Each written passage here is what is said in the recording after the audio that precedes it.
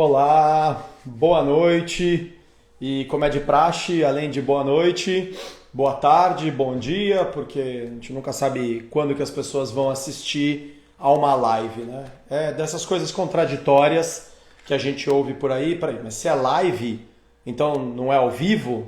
Uai, se é live, deveria ser ao vivo, mas não é necessariamente assim. Aliás, antes de eu chamar os nossos convidados e falar do tema de hoje, bom, primeiro te me apresentar, meu nome é Danilo Afonso, eu trabalho com desenvolvimento humano desde 2005, depois de muitos anos trabalhando no mundo organizacional em áreas comerciais e de marketing. Hoje atuo como coach, como mentor e como psicanalista também, aí não trabalho mais com indivíduos. E eu queria, antes de começar a falar do tema de hoje, chamar a atenção para uma coisa que eu li esses dias. Eu estou preparando um trabalho para uma palestra, para um bate-papo virtual que a gente vai fazer com uma empresa. E aí a gente queria resgatar aquele conceito do mundo VUCA, mas não para falar do mundo VUCA, tema que já está, de certa forma, até um pouco batido, mas a gente queria brincar como o próprio tema, exatamente, já está batido. E aí eu lembrei do MUVUCA, né, porque alguém me falou que o mundo agora não é mais só VUCA no sentido de volátil, de incerto, né, de uncertainty, complexo e ambíguo, mas o mundo VUCA, ele também é um mundo MUVUCA porque ele é meaningful, né, ele precisa de significado e ele é universal, ele é uma coisa. E aí outro dia eu ouvi que o mundo, além de tudo, não é só VUCA, ele é VUPCA. Gostei muito, não lembro o nome do autor, daqui a pouco, deixa eu achar aqui para... Daqui a pouco eu vou dar o crédito. Bom, e aí por que ele é VUPCA? Olha que legal. Porque o mundo é VUPCA uma vez que ele, além de tudo, ele é paradoxal. Falei, caramba, que interessante, né? Ele é paradoxal. É verdade, ele é paradoxal. Ele é tão paradoxal que a gente assiste live e ela não é ao vivo, né? Enfim, aliás, a gente tem percebido isso muito, né? Às vezes aqui na live tem 30 pessoas, 40 assistindo, e quando a gente vai ver depois, por exemplo, no IGTV, de repente tem 90 visualizações uma hora depois. Fala, que engraçado, né? Ao vivo não, porque ao vivo não deu, não encaixou e tal, mas as pessoas podem ver depois. É uma das coisas que a gente está mais aprendendo, que as pessoas têm gostado desta dinâmica da conversa ao vivo, da conversa que é feita de maneira espontânea, mas não necessariamente elas querem assistir ao vivo, ou não necessariamente elas podem assistir ao vivo. Muitas vezes elas não podem assistir ao vivo porque, por exemplo, pode faltar luz, né? Até agora há pouco a gente estava aqui onde eu moro sem luz. Eu fiz inclusive as 2 sessões de coaching anteriores a começar aqui a live, eu tive que fazer dentro do carro. Eu tive que ir para o carro, ligar o celular lá, pegar o sinal do 4G, porque não tinha luz. Já tinha acontecido de faltar luz outras vezes, né, aqui, mas era de dia, então era mais simples, né? Você usava o 5G, energia de repente de um carregador externo, mas dessa vez, por acaso, meu carregador externo não estava totalmente carregado, né, a bateria externa, e eu não tinha luminosidade, então eu tive que ir para o carro. E é muito louco, e aí olha que doideira, né? Acabou a energia voltou, mas não voltou a internet. E o que você faz nessa hora? Você dá um jeito, né? Afinal, as mudanças sociais estão aí, as coisas estão acontecendo a olhos vistos, elas impactam muitas frentes da nossa vida, questões econômicas, questões pessoais, de produtividade, de socialização, e a gente vai tendo que aprender a lidar com isso. É sobre isso que a gente vai falar hoje. Eu tenho o prazer de convidar de novo para conversar 2 pessoas queridas, né, que já estiveram aqui com a gente, e é muito interessante, porque da outra vez que a gente foi falar, também tínhamos ali um desafio e tal, de rede, mas enfim, nós superamos. A gente falou, não, vamos conversar de novo, né? Vamos fazer esse papo tem que ficar registrado de um jeito mais bacana, de um jeito mais organizado, para as pessoas assistirem ao vivo ou não, né? Porque as pessoas podem, inclusive, não assistir ao vivo. E lá estamos nós com o desafio de novo, no mesmo dia, né? E vamos para cima, certo? Vocês estão me ouvindo bem, Carlos e Felipe? Aparentemente, sim. O desafio é esse. Por Aparentemente, enquanto, sim. Foi como Por você enquanto, falou. sim. Tinha acabado a luz de novo, bem no nosso dia para fazer a live. Agora vamos ter que se virar com 3G e dessa vez não tem que cair, não.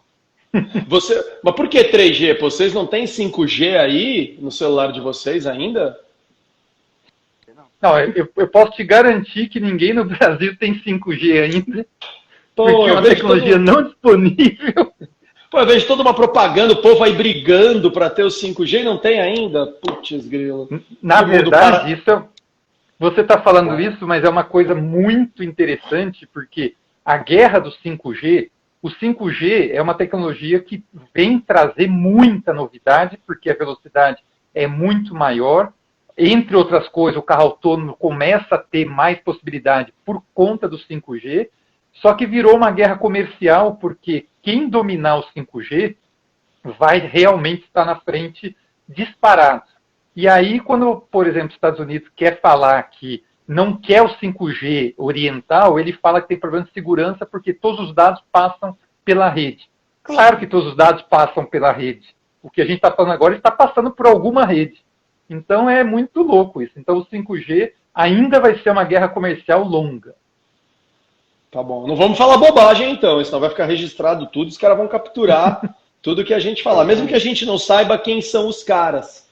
Né? Porque bom, acho que daqui a pouquinho eu vou pedir para vocês se apresentarem, né, formalmente e tal, mas eu fico recebendo uns vídeos, assim, a gente não está aqui para, pelo menos não era esse o objetivo inicial, mas enfim, sexta passada também eu fiz uma live com o Andreas Kisser, guitarrista do Sepultura, a ideia da conversa caminhava para um lado e daqui a pouco a gente foi com ela para outro, e tá tudo bem, estamos aqui para aprender juntos. Mas a ideia aqui não é ser uma discussão política, mas eu recebo às vezes algumas questões políticas e eu vejo, né, como as coisas estão extremistas para os dois lados.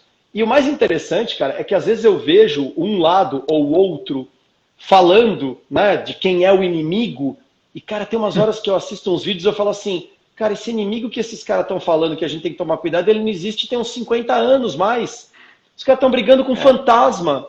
Né? Os caras estão... Cuidado! Cuidado com o quê? Cuidado? Você fala, mas cuidado com o quê? Cuidado! Alguma coisa tem, mas toma cuidado, não porque é? alguma coisa tá vindo aí. Quer dizer, o cuidado que você tem que ter é com o medo que você gera com esse cuidado. Né? Mas enfim, exatamente. Não foi para isso que a gente veio aqui. Por favor, eu pedi para vocês se apresentarem. Quem são vocês? Porque afinal, isso aqui vai ter que ficar registrado para a posteridade. Quem são vocês hoje? Pode começar. Meu nome é Felipe Ruggeri. Eu sou estudante de economia na Universidade Federal de Economia e estou graduando lá. Saí de casa recentemente, tenho 20 anos. Saí de casa com 19 anos, fui morar sozinho com um amigo lá, que faz engenharia também lá. E por enquanto estou só estudando e tento ser o mais produtivo possível nessa quarentena. Legal. E lá que você diz, para quem não souber, é a próspera Florianópolis, certo? Isso, exatamente. A faculdade fica na ilha de Florianópolis. A Ilha da Magia, né? Como eu a conheci quando eu fui lá a primeira vez. Exatamente, essa mesmo. Legal. Obrigado, Fê. Eu sou Carlos Ruggeri, sou vizinho do Danilo Afonso. Essa é a principal virtude. Isso é muito bom.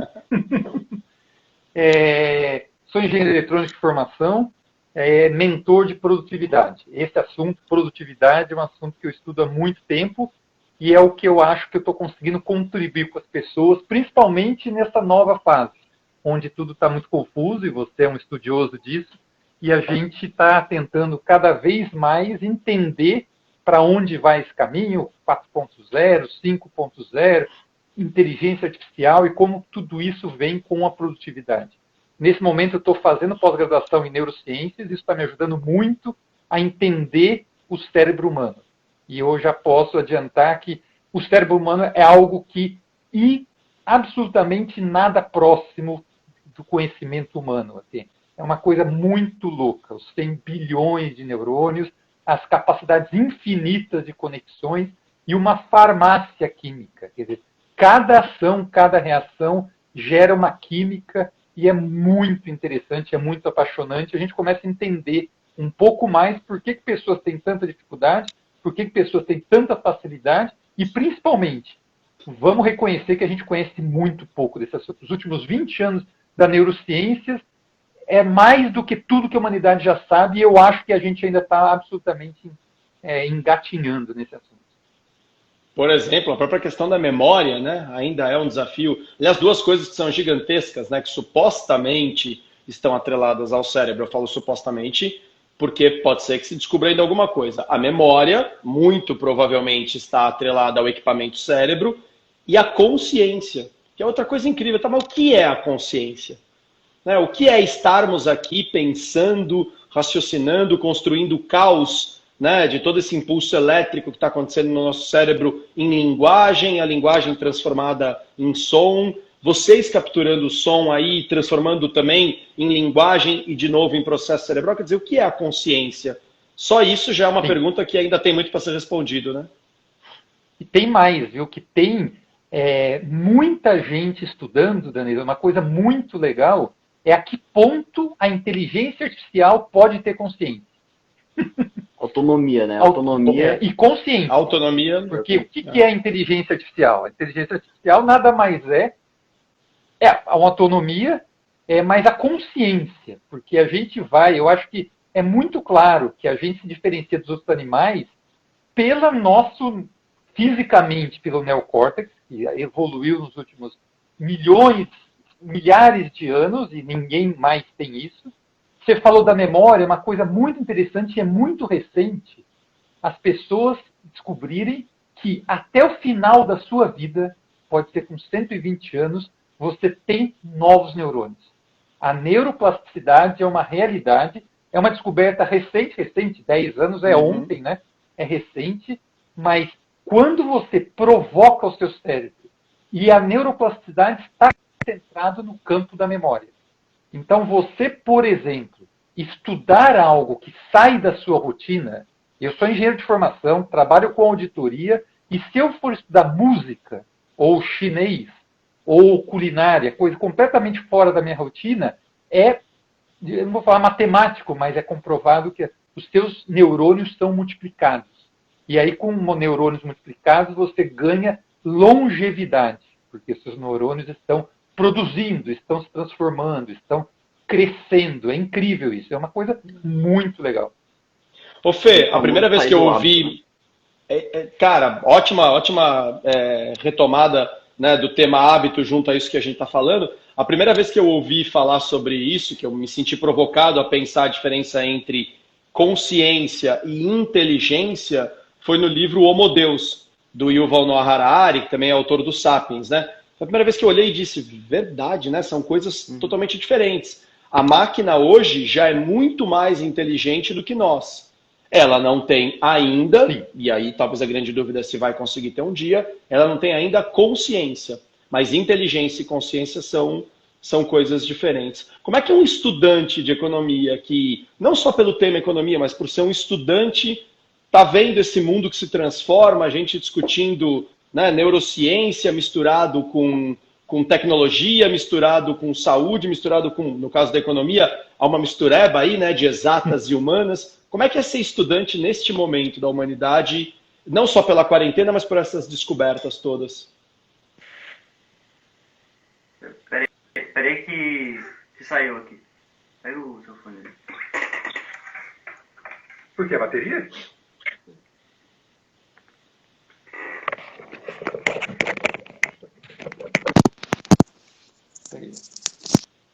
Foi?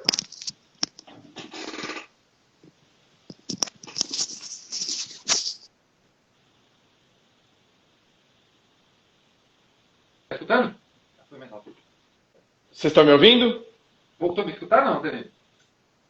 Estamos. Eu estou ouvindo vocês. Vocês não me ouvem? Só um segundo, vamos ter que ligar, né?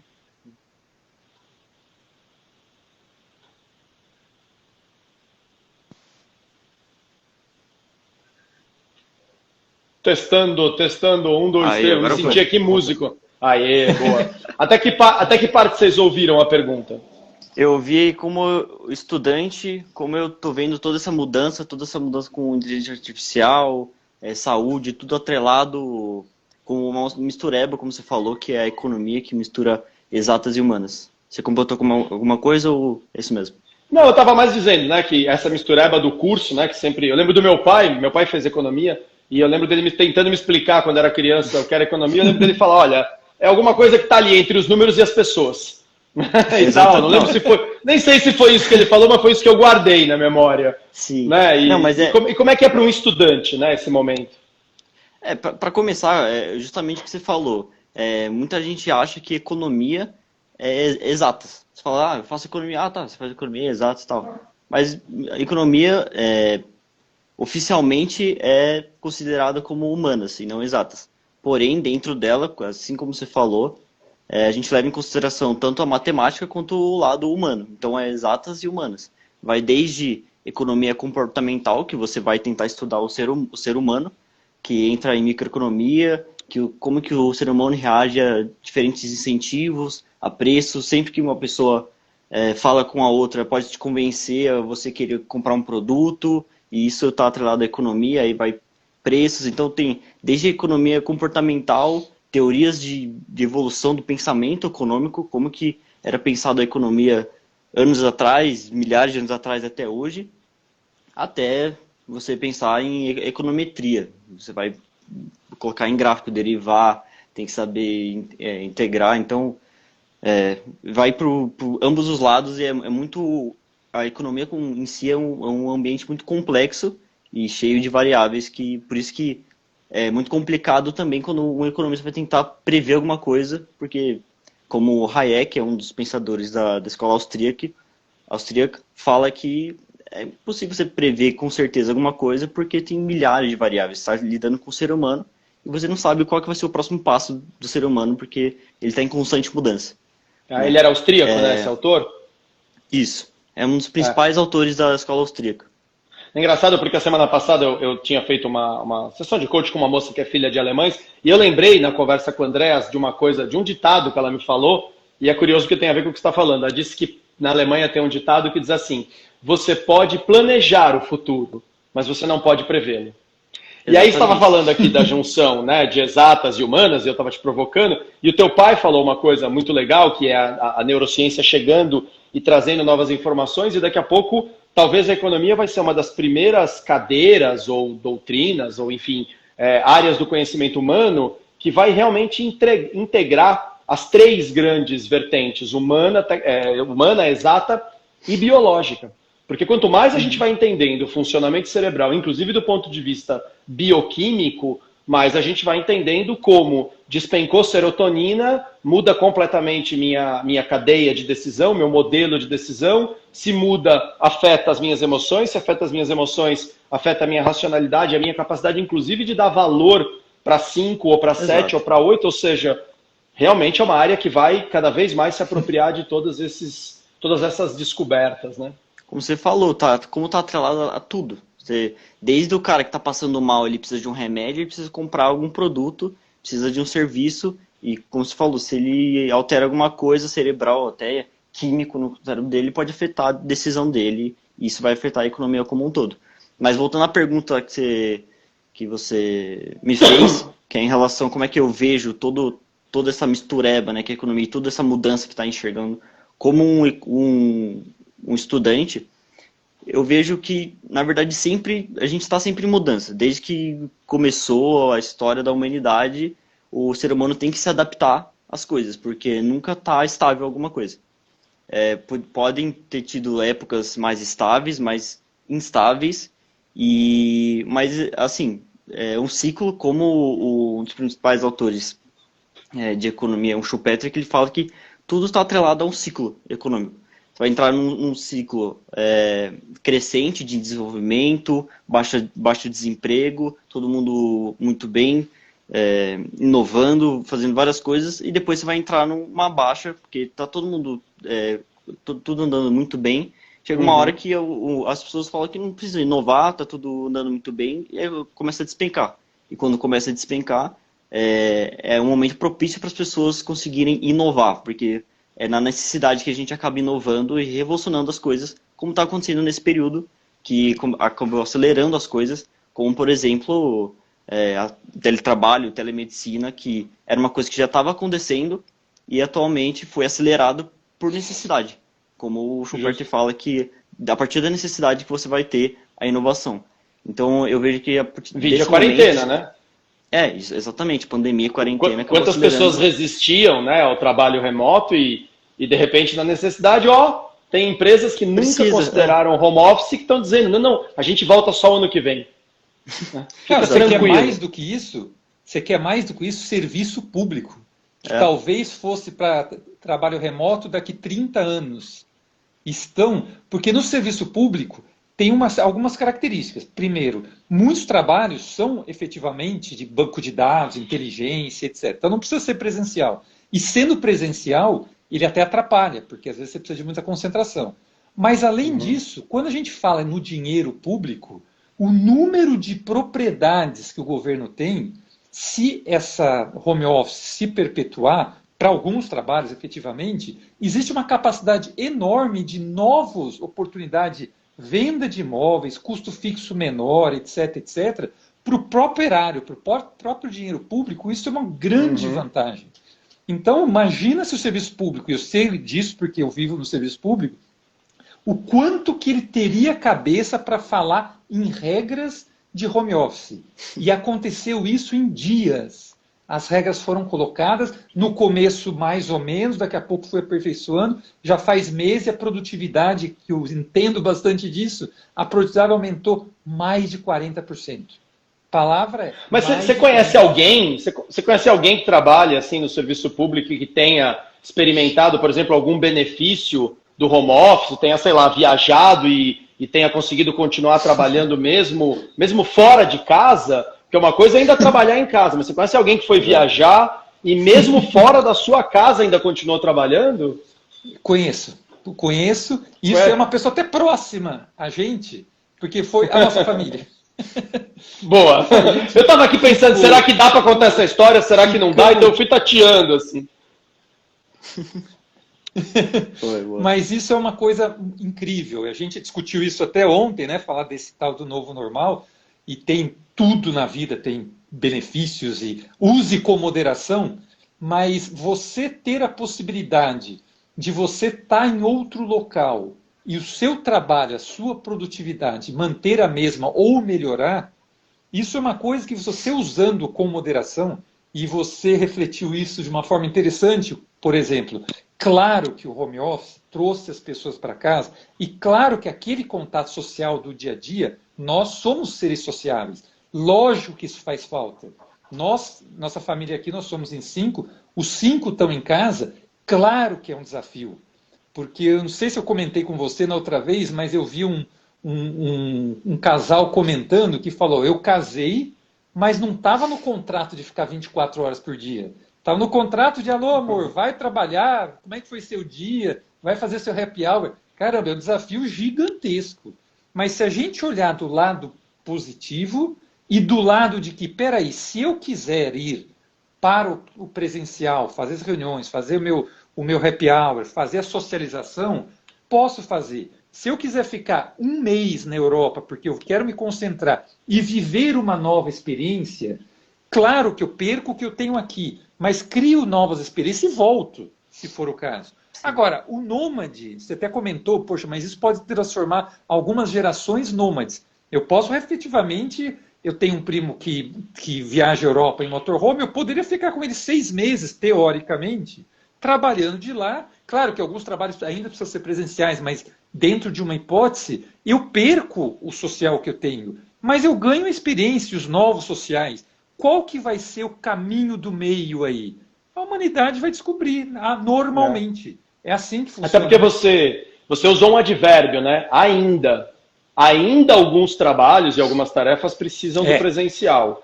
Claro, eu suponho que tem coisas que a gente nem faz ideia que ainda vão surgir e que vão surgir e vão precisar do presencial, porque não existem hoje, mas coisa que hoje depende do presencial ainda, talvez daqui a pouco já não dependa mais. Teve uma coisa que você falou no comecinho, eu queria só resgatar bem rapidinho. Você falou assim, poxa, muitas descobertas da neurociência, elas são recentes. Então, por exemplo, você falou da neuroplasticidade, que tem aí os seus 10 anos, talvez, de conteúdo acumulado. Pô, isso para a história da humanidade é muito pouco. Mas eu queria acrescentar uma vírgula nisso e botar uma pimenta nessa discussão que a gente está falando aqui da mobilidade, desse novo normal. Eu confesso que eu tenho algum desconforto com essa expressão novo normal, porque eu não sei quando é que foi o antigo normal. Né? Aliás, quando é que foi normal? Mas enfim, entendo que dá pra gente... Que é o normal. Primeiro que o normal já é um troço difícil de ser definido. Talvez a gente possa falar o que vai ser a nova rotina, né? Mas enfim, para não entrar numa semântica aqui, a minha provocação é a seguinte. Pô, há 10 anos foi, né, descoberto alguma coisa, por exemplo, como a plasticidade cerebral. Mas é que se a gente pegar os últimos 10 anos, é muito conhecimento acumulado. Né? Então, há 10 anos, a gente nunca... nesses últimos 10 anos, a gente tem uma capacidade de conexão entre as pessoas. Então, uma coisa que você descobre, você já está dividindo aqui comigo numa live, tem mais 10 pessoas assistindo com a gente, que já vão dividir com a outra, que não sei o quê. Então, às vezes a gente fala que 10 anos, enquanto tempo acumulado é pouco, mas falando em 10 anos no século XXI, é coisa pra caramba. Né? Então, quando a gente fala ainda tem trabalhos que são demandados presencialmente, ainda pode ser que daqui 6 meses eles já não sejam mais, né? Porque olha quanta coisa está acontecendo ao mesmo tempo. Como é que você se sentiu, assim, viajando, trabalhando e ainda assim se vendo produtivo, né? Se percebendo uma pessoa produtiva? Isso dá um nó na cabeça? Isso abre, né, frentes que antes não existiam? Sim. Eu acho que a gente provocou isso familiarmente por 2 motivos. O primeiro, realmente sair de uma rotina pesada que a gente está dentro de casa, os 5, então isso é um fato. Eu acho que nós necessitávamos disso, de sair um pouco da rotina, nem que fosse para continuar juntos, mas olhando uma nova paisagem, etc. Mas é muito interessante você experimentar o novo, porque é uma coisa que não parecia que era impossível, a gente experimentar esse novo e ver que esse novo é muito bom. Você sabe aquela história de que você tem algumas decisões que você já sabe qual tomar e você não toma porque não sabe por quê? Aí a neurociência vai tentar explicar. Então, medo, crença limitante, né? Putz, experiência, tem trocentas coisas que pode ser até... Outro dia, lendo já dentro dos meus trabalhos, lendo que uma pessoa medrosa pode ser simplesmente uma amígdala hipersensível. A amígdala não da garganta, eventualmente, né? A amígdala cerebral, né? Que é a palavra amígdala de amêndoa, né? Que vem, e é simplesmente ela ser mais sensível. E o cérebro é tão complexo de que a gente está fazendo essa conversa, é um milagre. Eu falando, você entendendo, 100 bilhões de neurônios trabalhando, consumindo gordura, água, é muito louco, é muito louco. Mas quando você experimenta o bom, e eu vou fazer uma lembrança, muito tempo atrás eu tinha um amigo que ele nunca tinha tido carro com ar-condicionado. E aí ele comentou comigo, falou, cara, não precisa de carro com ar-condicionado, porque a gente se adequa, é frescura. E eu lembro, 300 anos atrás, de ter comentado com ele, no dia que você tiver, você me fala, você vai preferir carro sem roda do que sem ar-condicionado. Eu acho que é mais ou menos por aí. Então a gente foi para a praia, foi a opção. Eu gosto sempre de me exercitar de manhã, então eu levei bicicleta, fui andar de bicicleta à beira-mar, quer dizer, é uma sensação incrível, uma energia fantástica, pegamos uma semana de sol, etc. E quando era 8 horas, eu estava no trabalho, estava conectado com uma energia lá em cima, com as pessoas diferentes, né? Porque aí à noite você vai andar, você vai olhar, você vai ver pessoas diferentes, isso também cria uma energia bacana. E esse novo, essas possibilidades abrem isso que você falou. Eu posso fazer isso mais vezes, eu posso fazer uma experiência até mais maluca, passar por outros países, ou eu simplesmente posso decidir, eu sei que eu posso, mas eu não quero. Eu acho que é a possibilidade que é a coisa bacana.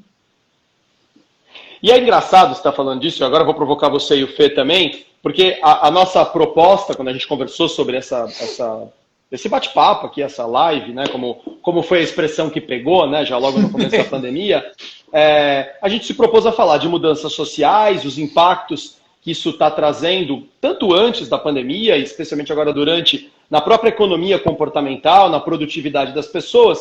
E aí tem uma coisa que sempre me fascinou, assim, quer dizer, sempre é um outro advérbio muito grande, mas desde que a gente pensou em fazer esta conversa, eu achei muito legal, que poxa, eu vou conversar com pai e filho ao mesmo tempo, né? Eu também tenho filhos, eles são menores do que os seus, eu demorei um pouco mais para entrar na brincadeira, você e a sua esposa Elisa foram mais animados, começaram mais cedo e tal, mas brincadeiras à parte, os meus ainda são pequenos, ainda não dá para ter uma conversa nesse nível. E mais do que o bacana de você poder fazer esse bate-papo, poxa, do lado do seu filho, né? Imagina o prazer, a delícia que é poder para os dois estarem conversando, o quanto isso é inovador se a gente comparar com a geração anterior. Não que o meu pai, ou o seu pai, ou enfim, alguém da nossa família fosse mais ou menos bruto, não é este o ponto. Mas era difícil realmente para alguém mais experiente valorizar alguém mais jovem. Tinha um pouco aquela coisa do cala a boquinha aí, escuta que você não sabe nada, quando você aprender a gente conversa. O olhar do mais experiente para o mais jovem era um olhar meio não é soberba, mas hierárquico.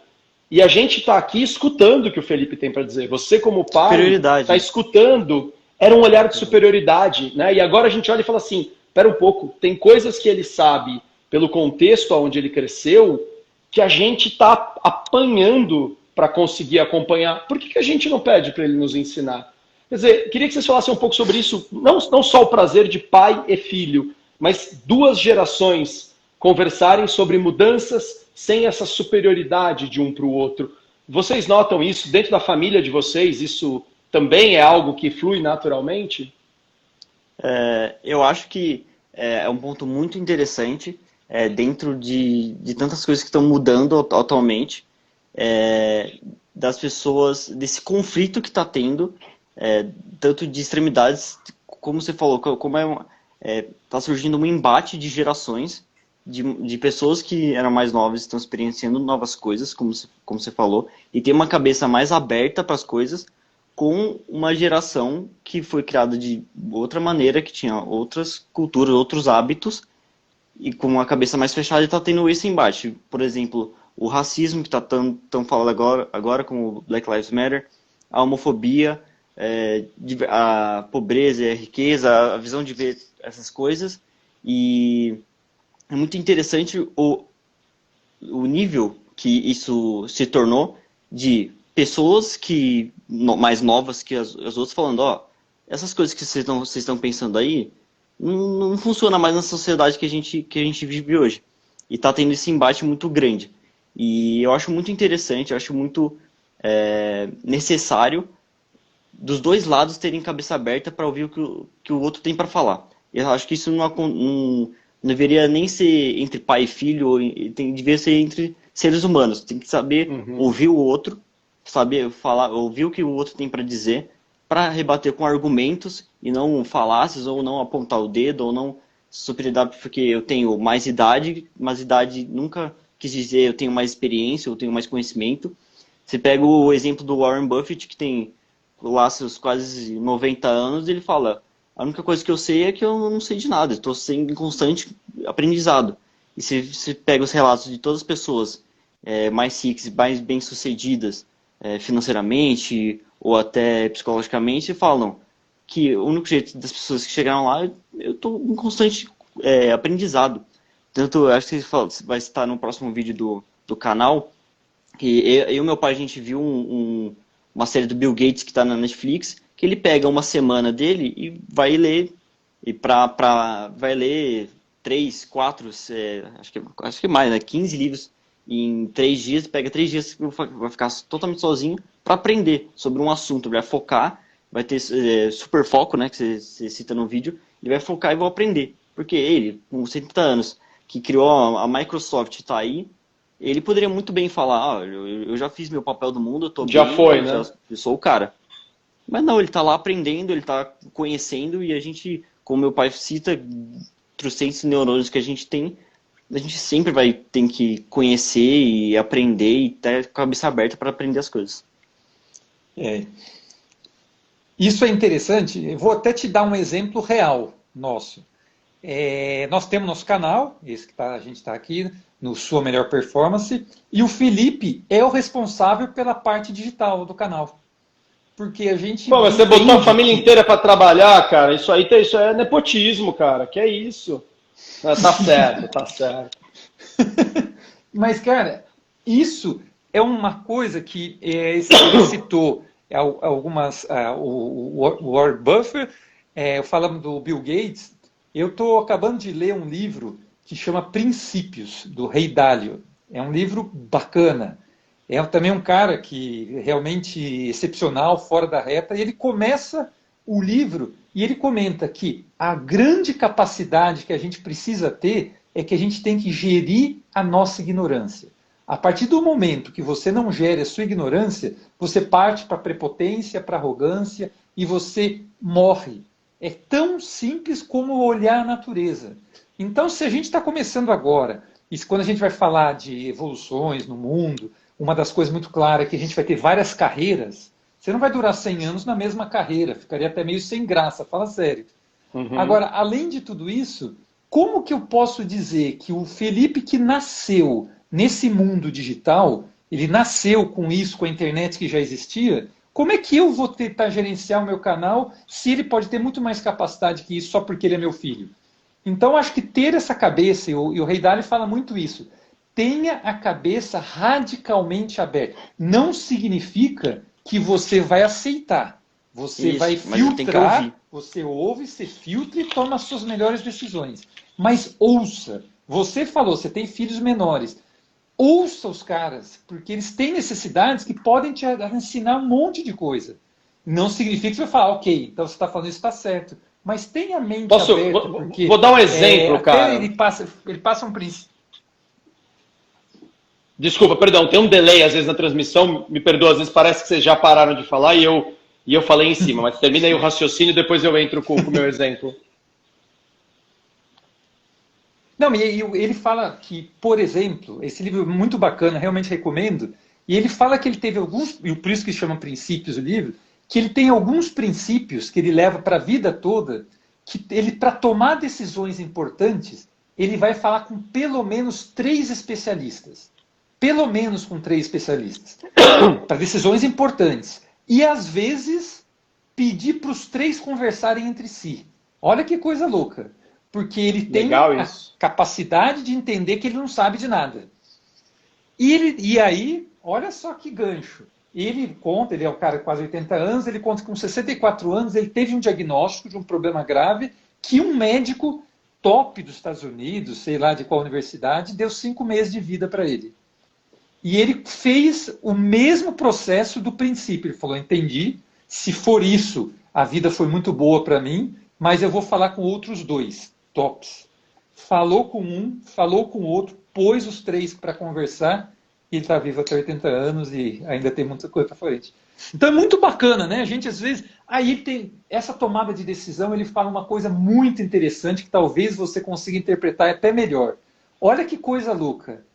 Você toma a decisão, você sente o problema, em milissegundos você toma a decisão. E aí você fica procurando argumentos para reconhecer que a sua decisão foi correta. Ao invés de você parar, entender o problema como todo, pensar, falar com pessoas e aí tomar a decisão. Você já viu aquela coisa, tipo, fiz isso, deu bobagem, e você começa, não, mas eu fiz isso por causa disso, e aí você começa a procurar. Então, cara, com tanta informação disponível, você queria tomar decisão em segundos, não é muito louco isso? Às vezes precisa, o mundo tá muito veloz, uma das coisas que a gente vem discutindo, que parece banal depois que a gente diz, Clarice Lispector tem uma provocação interessante, que ela diz que a coisa mais difícil de enxergar é o óbvio, então depois que é dito fica fácil, mas a velocidade com que as coisas estão acontecendo agora é uma coisa absurda, e absurda no sentido de comparação com o que era até pouquíssimo tempo atrás, e absurda no sentido da nossa capacidade de acompanhar. Né? Tem um cantor que eu gosto muito, uruguaio, chamado Jorge Drexler, que ele tem uma música que já tem aí uns, deixa eu ver, quase 6 anos, 6, que ele lançou, e eu fico pensando, caramba, 6 anos atrás ele já estava vendo isso. A música chama Data Data, né? Portanto, dados em espanhol, e o refrão diz, até coloquei isso no livro que eu lancei, ele fala, data, data, data, data, data, como se bebe de uma catarata. Então, quer dizer, dados. Tá, mas como é que eu bebo numa cachoeira? Não, acontece que eu não bebo numa cachoeira. Eu não tenho condições de pôr a boca debaixo da cachoeira e beber, porque a força da água vai arrancar minha mandíbula, ou vai me machucar, ou no mínimo eu não vou conseguir engolir. Então eu tenho que pôr a mão ali, eu tiro uma parte daquilo e aí eu bebo. Bom, por que eu estou dizendo isso? Porque tem muita informação rodando e às vezes a gente não tem tempo nem de capturar tudo isso. E aí a melhor forma talvez seja realmente perguntar para outras pessoas. Às vezes não vai dar tempo. Às vezes a gente vai ter tanta necessidade de tomar uma decisão veloz, porque o mundo está veloz, que a gente vai ter que confiar nessa intuição. Aí eu vou na história do Ray Dalio que você colocou, quando ele diz, bom, então tá, então se de vez em quando não será possível, né, como ele mesmo aconselha, conversar com 3, 4 pessoas em algumas situações, então no mínimo conheça muito bem a sua ignorância para você fazer uma boa gestão. O Jung, e aí ele era um cara que falava de sincronicidade, e vou contar uma para vocês hoje, acabou de chegar um livro chamado O Segredo da Flor de Ouro, que foi escrito por ele, pelo Van Rijn. Eu comprei, tem alguns dias, mas com esse negócio dos correios demorou para chegar e tal. E esse livro eu comprei porque eu conheci uma frase do Jung já há muito tempo, que eu vou citar ela daqui a pouquinho, mas quando eu fui pesquisar ela mais a fundo, para até, né, dizer em qual livro ela estava e tal, eu descobri que na verdade a frase não é dele, é de uma paciente dele, que ele se apropriou e neste livro ele citou ela. Então, pô, adorei depois o tema do livro e tal, aí eu comprei. E o livro chegou hoje. Mas a frase é mais ou menos assim. Eu sempre pensei que se eu aceitasse as minhas armadilhas, as minhas dificuldades, as minhas características feias, ou tecnicamente, como Jung falava, as minhas sombras, isso ia me sobrepujar, isso ia me dominar, né? Então, se eu aceitar que de vez em quando eu erro nisso, ou naquilo ou no outro, eu vou ficar refém disso. E aí ela conclui, ele se apropria dessa conclusão. Acontece que é exatamente o contrário. É somente aceitando as coisas do jeito que elas são que eu consigo fazer alguma coisa a respeito delas. Então é somente aceitando a minha ignorância, maravilhosa essa frase, né? Somente aceitando a minha ignorância que eu estou pronto para dizer, opa, aqui tem um buraco que precisa ser preenchido, ou aqui tem um buraco que eu não estou disponível para preencher, então eu tenho que tomar cuidado com as situações que vão me cutucar aqui. Então, quando eu tenho que tomar decisões velozes, mas eu me conheço profundamente, talvez eu faça menos bobagem. E se eu não preciso tomar uma decisão veloz, esse exemplo é muito bacana. Como tão bacana é a gente fazer essa troca entre gerações, entre pessoas de níveis diferentes. O exemplo que eu ia contar rapidamente foi o dia que eu pedi para o Miguel, que é meu filho mais novo, tem de 10 para 11, me ajudar, até para dar um senso de responsabilidade, a mandar, né, os vídeos, os convites das lives que a gente faz aqui por WhatsApp, porque eu tenho muito contato por WhatsApp, acabou que foi uma ferramenta que enfim, é muito rápida de trocar, né, informação, eu falo muito, eu sou muito verbal na minha comunicação. Pô, mas dá um trabalho, você tem que mandar de 5 em 5. Bom, Carlão, na segunda vez, Felipe, na segunda vez que ele fez, ele já tinha descoberto como é que fazia para rapidamente já direcionar para os 5 sem precisar apertar o botão que não sei o que não sei o que lá. Como fazia para ir para o fundo da lista, porque eu ensinei ele que tinha que ser do fundo para frente, para não ter perigo de repetir. Ele já descobriu como é que com um clique eu ia para o fundo da lista e eu tinha que ficar ali arrastando até... Cara, eu falei, rapaz, como que você descobriu isso? Ele, ué, porque para ele é natural. Pois é, ele já nasceu no mundo digital. Por que então eu não vou lá e não peço informação para quem já nasceu nesse mundo? Eu só não vou fazer isso se eu for arrogante o suficiente para achar que eu já sei tudo. Né? E ao mesmo tempo, só para finalizar e devolver a palavra para vocês de novo, acho também que nós estamos vivendo uma armadilha. Agora eu vou falar aqui um pouco como pai, um pouco como sociólogo, mas muito como terapeuta. Um momento onde existe muita força de questionamento, o que é muito bom, porque a gente está questionando um monte de coisa que estava errada, mas ficava velada. Era um hábito a gente usar expressões como, a coisa tá preta, hein? Né? Foi lá no criado mudo tal, que num contexto assim, sem muita atenção, não era nada demais, era apenas uma palavra, mas quando você vai estudar, tem todo um reforço do pré-conceito, de uma questão escravocrata e tal. Mas, ao mesmo tempo que a gente tem espaço para questionar, eu sinto que, para alguns jovens, há sim um desprezo com a experiência dos mais velhos. E quando que eu vejo isso? Quando eu vejo o exercício do patrulhamento exacerbado. Né? Assim, cara, é um patrulhamento, é uma coisa de ficar procurando o problema. Eu fico procurando o problema. E aí, quando alguém mais velho diz, olha, dá uma equilibrada, né? A gente tem que brigar contra o que está errado, mas direitos e deveres têm que andar em sintonia. Uma sociedade não se sustenta só com direitos. Né? Os deveres também são importantes. Então, cumpra também os seus deveres antes de reclamar dos direitos e tal. E às vezes eu sinto que não tem essa mesma disponibilidade para ouvir os mais velhos. Imagina a gente desprezar o aprendizado do Warren, por exemplo, ou o aprendizado do Bill Gates, só porque eles já passaram dos 60. Né? Seria temerário. Então, o que tudo isso que vocês estão estudando de produtividade, de mudança social, está ensinando para vocês de maneira geral, assim, quer dizer, está tudo mudando e o que a gente precisa estar muito atento? O que está ali acendendo a luz e gritando para vocês, ó, presta atenção que aqui agora já é algo que a gente precisa se apropriar. Tem algum tema que está mais forte já para vocês? Para mim tem um forte, Danilo, forte, e recentemente, nas últimas semanas, eu estou tentando me aprofundar um pouco mais sobre esse tema, que é o seguinte, existe na produtividade, falando especificamente disso, algumas gerações de produtividade, algumas gestões de produtividade. E existiu um questionamento de falar o seguinte, até fiz um vídeo sobre isso, para quem é a produtividade? Né? Para quem serve? As pessoas uma vez me mandaram uma pergunta, eu respondi assim, produtividade é para mim? Eu preciso de produtividade? E aí isso chamou um pouco a atenção de falar o seguinte, bom, produtividade é alguma coisa que você utilizar o seu tempo da maneira correta. E a maneira correta, quem vai definir é você. Então, você seja protagonista da sua vida. O que irrita a gente é o tal do mimimi, é o tal do só o lado emocional do cérebro falar, etc. Da vitimização, né? A vitimização, porque a vida não me deu oportunidade, blá, blá, blá, tudo isso. Mas o que está chamando a atenção? Nós estamos numa quarta revolução, que é a revolução da inteligência artificial, a revolução da automação, etc. E isso as pessoas estão chamando de 4.0. E está vindo um termo junto, que é a produtividade 4.0. Então, Dani, eu tenho alguns pontos que eu pudesse apontar exatamente na pergunta que você fez, seria o primeiro. Falar que a produtividade 3.0, digamos assim, era necessário para uma pessoa a partir de quantos anos? Já me fizeram essa pergunta. 30, 35 anos, quando ele começa a entender.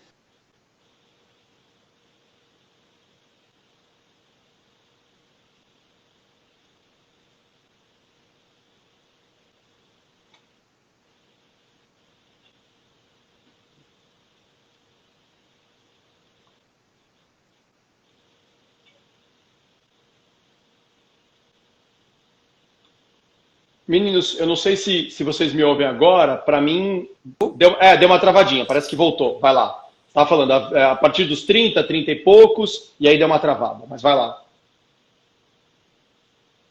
Ixi, bom, é uma caidinha, sinal de internet, eles estavam falando da questão do aprendizado com a produtividade, deixa só ele chamar aqui, eu já convido ele de novo. Enquanto isso, deixa eu colocar uma imagem, até o gestor sincero aqui está pedindo para a live ser salva, pode deixar, a gente, assim que acaba aqui a live, a gente já salva, essa coisa legal, né, da inteligência artificial, ela já sabe que ela pode nos perguntar se a gente quer salvar, a gente diz que sim, ela já vai, já salva, e 5 minutos depois já está no IGTV à disposição. Então eu vou aproveitar aqui enquanto eles se reconectam para falar de uma metáfora, logo que o Carlão começou a falar, fazer o discurso dele no início ali da live, me veio essa imagem do quanto a gente vive um momento de ampulheta. Porque ele falou, né, das mudanças, da confusão toda que as mudanças geram, mas quantas oportunidades, e aí eu vi ali uma imagem de uma ampulheta, né? Que tem, de um lado, o espaço da confusão e do outro o espaço da oportunidade. E a areia ali é a energia que a gente vai colocar. E essa ampulheta, ela fica girando mesmo, né? Ela tem mobilidade. Então, se eu girar ela e deixar a energia toda cair na direção do espaço da confusão num momento de mudança, bom, a gente vai colocar toda a energia para falar, meu Deus, que confusão, meu Deus, que cansaço, quanta coisa que eu tenho para aprender, e numa boa, olha, dá uma canseira desgraçada. É muita coisa para aprender. Eu estou fazendo um curso de conselheiro, até agora há pouco acho que eu vi a Marcele Blanco entrar aqui, e o curso é fantástico, né, com o pessoal da Inova Business School, e eu questiono bastante, eu sou o chatão, eu brinco que eu sou o peixe fora d'água, né, porque talvez eu acho que eu sou o único psicanalista ali no grupo, mas também tem outros consultores, tem outros coaches, mas eu provoco muito esse olhar humano, e a gente fala muito lá de novidade, de inovação, e eu falo, gente, mas vamos lá, para que essa inovação toda? Né? Tudo isso tem qual objetivo? Tem que nos servir, porque se não for bom, a gente não pode transformar a tecnologia numa entidade. Eu bato muito nessa tecla. A tecnologia não é uma entidade que a gente fica lá, ai, por favor, tecnologia, me salva, me traz coisas boas. Peraí, mas a tecnologia é feita pelos homens. Né? O que a gente está fazendo é bom? Vamos manter. Não é bom? Vamos mudar. E essa ampulheta me chamou a atenção. Né? Onde é que a gente está pondo essa areia? No espaço da confusão, conforme as mudanças vão tirando, né, a base do que a gente conhecia, ou a gente está colocando no pedaço da oportunidade? A gente tem a possibilidade de mudar, né, a posição dessa ampulheta. Claro, está tudo mudando e a gente muda a nossa ampulheta junto. Portanto, eu falo muito que, eu aprendi isso muito em algumas conversas que eu tenho com o Hélio Cirino, que o mundo hoje ele precisa ser mais integrado. O mundo não é mais ou homem ou mulher, ou bom ou ruim, ou está tudo certo ou está tudo errado. O mundo hoje é integrado, ele é mais e. É bom e ruim. Né? Ele é homem e mulher junto. Ele é correto e confuso. O mundo é integrado. E essas mudanças todas vão abrindo oportunidades, vão abrindo alternativas e vão abrindo confusões e vão abrindo momentos de angústia. A gente precisa saber ser integrado. Não sei se vocês pegaram o último momento aí da minha fala, eu estava usando ali a imagem da ampulheta que me ocorreu logo no comecinho da sua fala, Carlos, estava aguardando ela aqui para falar no finalzinho, mas aí deu esse engasgo, falei, vou aproveitar e vou citar. Essa é uma imagem para a gente falar depois juntos, hein, cara? Tomando uma cerveja ou dando uma caminhada. Essa imagem da ampulheta, acho que vai dar caldo ainda, viu, cara? Mas enfim... Pessoal, continua. Você estava falando da descoberta, né? Do quanto coisas da neurociência estavam te trazendo importantes descobertas sobre produtividade. Sim. Então, e dentro desse ponto, você perguntou o que está mais brilhando. E as pessoas perguntavam que até a geração da produtividade 3.0, antes dessa revolução da inteligência artificial, etc., normalmente se falava em ter essa consciência da utilização do seu tempo 35 anos, 40, aquela fase que você entende que a vida não é infinita e você quer criar algumas coisas, etc. Porém, com essa velocidade que você tem comentado, com esse excesso de informações, os jovens estão paralisados. Existe uma paralisia, porque as redes sociais vêm, a vida é bonita nas redes sociais, eu tenho muita informação, etc. Então, eu acho que a produtividade 4.0 ela tem que começar para ele, com 20 anos de idade. O que é produtividade? É simplesmente você entender como você está utilizando o seu tempo para os seus objetivos. Eu tenho que ser senhor do tempo, não escravo dele. Então, um cara como esse, que pode ficar 5 horas no Instagram por dia, sem perceber, e não vai se dedicar ao que ele está se dedicando, seja a economia, seja ajudar a gente no canal, seja ser um investidor, seja namorar. Então a produtividade, a consciência da utilização do tempo é muito importante já. Eu acho que devia dar até para os seus filhos, com 10, 12 anos, a ideia exata de que você consegue escolher como utilizar o seu tempo. Porque você está numa dimensão que tudo está muito rápido, só que esse muito rápido te paralisa. Porque é tanta informação, e lembra, o cérebro foi desenvolvido ao longo de milhares de anos, milhões de anos, e em 50 anos a gente tem iPhone. Nosso cérebro ainda... Como beber de uma cachoeira, né? Exatamente. Eu acho que é o ponto legal que meu pai tocou, que é a consciência do tempo. Eu acho que esse é acho que o ponto até que eu concordo com ele, dessa visão do que é o principal nesse momento, é a consciência do tempo. Porque justamente a gente está tendo um fluxo imenso de informação, como ele falou, qualquer pessoa da minha idade, ou até da idade dele, que pegou um pouco mais dessa tecnologia, pode ficar sem querer, não perceber, ficar horas e horas no Instagram, no YouTube principalmente, e não ter a noção que, putz, eu não estou me dedicando pelo que me propus, que eu tenho como propósito de vida, como o meu objetivo. E eu acho que muito, e entrando nesse ponto também da quarentena, de tudo que está acontecendo, de você trabalhar no mesmo ambiente que você dorme, eu acho muito importante a gente conseguir distinguir as coisas. Porque, por exemplo, com o teletrabalho, a telemedicina e tudo que está ocorrendo, a gente está fazendo tudo praticamente no mesmo ambiente, a gente não sai do ambiente. Se isso prosperar de fato, a gente trabalhar da onde a gente quiser, a gente tem que conseguir diferenciar e saber separar em que tempo que eu vou fazer cada coisa.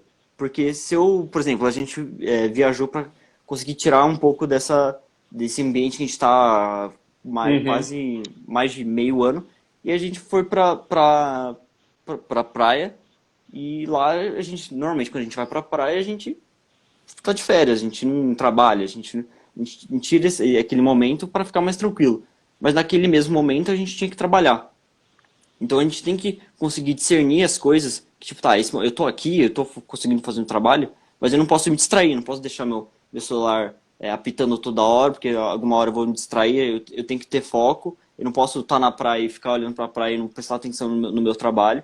Então eu acho que muito importante que meu pai falou é essa consciência do seu tempo, saber otimizar o seu tempo, colocar mais tempo para as coisas que são direcionadas aos seus objetivos e conseguir discernir essas coisas do habitual que a gente está, porque tô em casa, então estou tranquilo, estou fora do trabalho, mas agora eu estou trabalhando junto no mesmo ambiente que eu estou, que teoricamente era para estar tranquilo, descansando, me equilibrando, né? Não, e olha, eu tô totalmente alinhado com vocês, a gente até já conversou antes, e quando eu lancei o livro no meio do ano, agora, no meio da pandemia, Os Arqueólogos do Futuro, a proposta também tinha um pouco este olhar, né? Peraí, em que tempo nós estamos? Porque a gente só tem um, que é o presente. E aí eu não estou aqui tentando trazer nenhuma metáfora, não, é uma questão física, né? Até eu brinco com as pessoas, eu falo, cara, quantos projetos você já implementou no futuro? Né? E quantas vezes você já corrigiu o passado? Nenhuma vez é possível corrigir o passado, porque não dá para voltar no tempo, e ninguém implementa um projeto no futuro, porque o futuro não existe na prática. Né? Quando ele chegar vai chamar presente. Né? Então, é o desafio do foca no agora, não é abrir mão de planejamento. Volto lá no lema alemão, né, no ditado alemão, podemos planejar o futuro, claro, e devemos, mas não podemos prevê-lo. Foca no agora, né? Você só tem o agora para viver. E se eu não estou no agora, provavelmente eu não estou fazendo a gestão do tempo. Enfim, dava uma outra live só para a gente falar disso. Sim. A gente tem mais tem mais 2 minutos e meio para a gente fechar. Em 2 minutos e meio eu vou abrir uma polêmica que vocês vão ter que fechar, beleza? Vamos lá. A polêmica é mais ou menos assim. Não tem dado estatístico, eu não estou falando aqui de nenhuma pesquisa que eu tenha visto, mas outro dia eu ouvi alguém falando, e já ouvi isso umas 3 ou 4 vezes de diferentes fontes, que a molecada hoje em dia, e a molecada aqui tem um espectro de idade grande, né? Mas que os jovens hoje em dia transam muito pouco. Eu não quero ficar no tema transa, tá? Não é esta a questão. Mas a questão é que nem a transa e nem o sexo tem que ser uma coisa tão obsessiva como se tornou em alguns momentos na história da humanidade. Freud já nos desafiou a olhar para isso. Mas eu não quero me pegar na transa, mas sim num outro contraponto disso, que é quantas pessoas jovens, estamos falando de gente aqui com menos de 25 anos, estão entrando em depressão. E agora eu posso falar com conhecimento de causa, porque eu acompanho de perto muitos casos e tal. E eu percebo que isso vem da perda de uma produtividade na vida. Né? É como se eu perdesse os objetivos. Vocês têm 1 minuto e meio para fechar essa bola que eu abri aqui, se virem. Mas como é que a gente conecta isso a perda de objetivo na vida, gerando perda de produtividade, vai perdendo tesão pela vida e desembocando numa coisa modorrenta, na depressão? Ter objetivo na vida melhora a produtividade? Tudo começa com os objetivos, sonhos e metas. A humanidade chegou a gente fazer uma live aqui de qualquer lugar do planeta porque a gente não se conformava, porque senão a gente estava na idade da pedra. E, cara, perder sonhos e objetivos, a sua produtividade cai a zero. Porque a primeira coisa que eu pergunto para uma pessoa que quer ser mentorada, eu falo, se eu te der mais 10 horas por semana, o que você vai fazer com elas? E o cara fala, eu quero ficar mais com a família, ou uma coisa bem genérica, eu nem começo o trabalho. Porque se você falar para mim, Danilo, porra, eu preciso de mais tempo, eu preciso ser mais produtivo, porque eu quero desenvolver mais 2 projetos, eu quero desenvolver um hobby legal, eu quero viajar o mundo, eu quero fazer alguma coisa, cara, você vai ser produtivo. Se você não tem objetivo, não tem metas, não tem sonhos, esquece, porque qualquer coisa tá bom. É simples assim. Exatamente. Eu vou só... Deixa eu te falar, temos 30 segundinhos, vamos lá. Eu só ia complementar rapidinho que eu acho que essa coisa de você não conseguir decidir seus objetivos pode vir da muita informação que a gente tem hoje em dia, como, por exemplo, de ficar no Netflix horas e horas e não consegue decidir as coisas porque a gente tem tanta oportunidade para abraçar e a gente acaba não escolhendo nenhuma. Escolher é sempre abrir mão de algo, né? Se você não sabe o seu propósito, diz aqui o Marinho, você está perdido. E a neurociência explica muito isso, excesso de informação. O cérebro não foi desenhado para isso, te paralisia. Te paralisa. Muito obrigado, turma. Desculpa se... E é muito interessante, porque da outra vez que a gente foi falar, também tínhamos ali um desafio e tal, de rede, mas enfim, nós superamos. A gente falou, não, vamos conversar de novo. Vamos fazer esse papo tem que ficar registrado de um jeito mais bacana, de um jeito mais organizado, para as pessoas assistirem ao vivo ou não, né? Porque as pessoas podem, inclusive, não assistir ao vivo. E lá estamos nós com o desafio de novo, no mesmo dia, né? E vamos para cima, certo? Vocês estão me ouvindo bem, Carlos e Felipe? Aparentemente, sim. O desafio é esse. Por enquanto, sim. Foi como Por você enquanto, falou. sim. Tinha acabado a luz de novo, bem no nosso dia para fazer a live. Agora vamos ter que se virar com 3G e dessa vez não tem que cair, não. Mas por que 3G? Vocês não têm 5G aí no celular de vocês ainda? Não, eu posso te garantir que ninguém no Brasil tem 5G ainda. Porque é uma tecnologia não disponível. Pô, eu vejo toda uma propaganda, o povo aí brigando para ter o 5G e não tem ainda. Putz, grilo. Na verdade, você está falando isso, mas é uma coisa muito interessante, porque a guerra do 5G, o 5G é uma tecnologia que vem trazer muita novidade, porque a velocidade é muito maior. Entre outras coisas, o carro autônomo começa a ter mais possibilidade por conta do 5G, só que virou uma guerra comercial, porque quem dominar o 5G vai realmente estar na frente disparado. E aí, quando, por exemplo, os Estados Unidos quer falar que não quer o 5G oriental, ele fala que tem problema de segurança porque todos os dados passam pela rede. Claro que todos os dados passam pela rede. O que a gente está falando agora está passando por alguma rede. Então é muito louco isso. Então o 5G ainda vai ser uma guerra comercial longa. Tá bom. Não vamos falar bobagem então, senão vai ficar registrado tudo, os caras vão capturar tudo que a gente falar. Mesmo que a gente não saiba quem são os caras.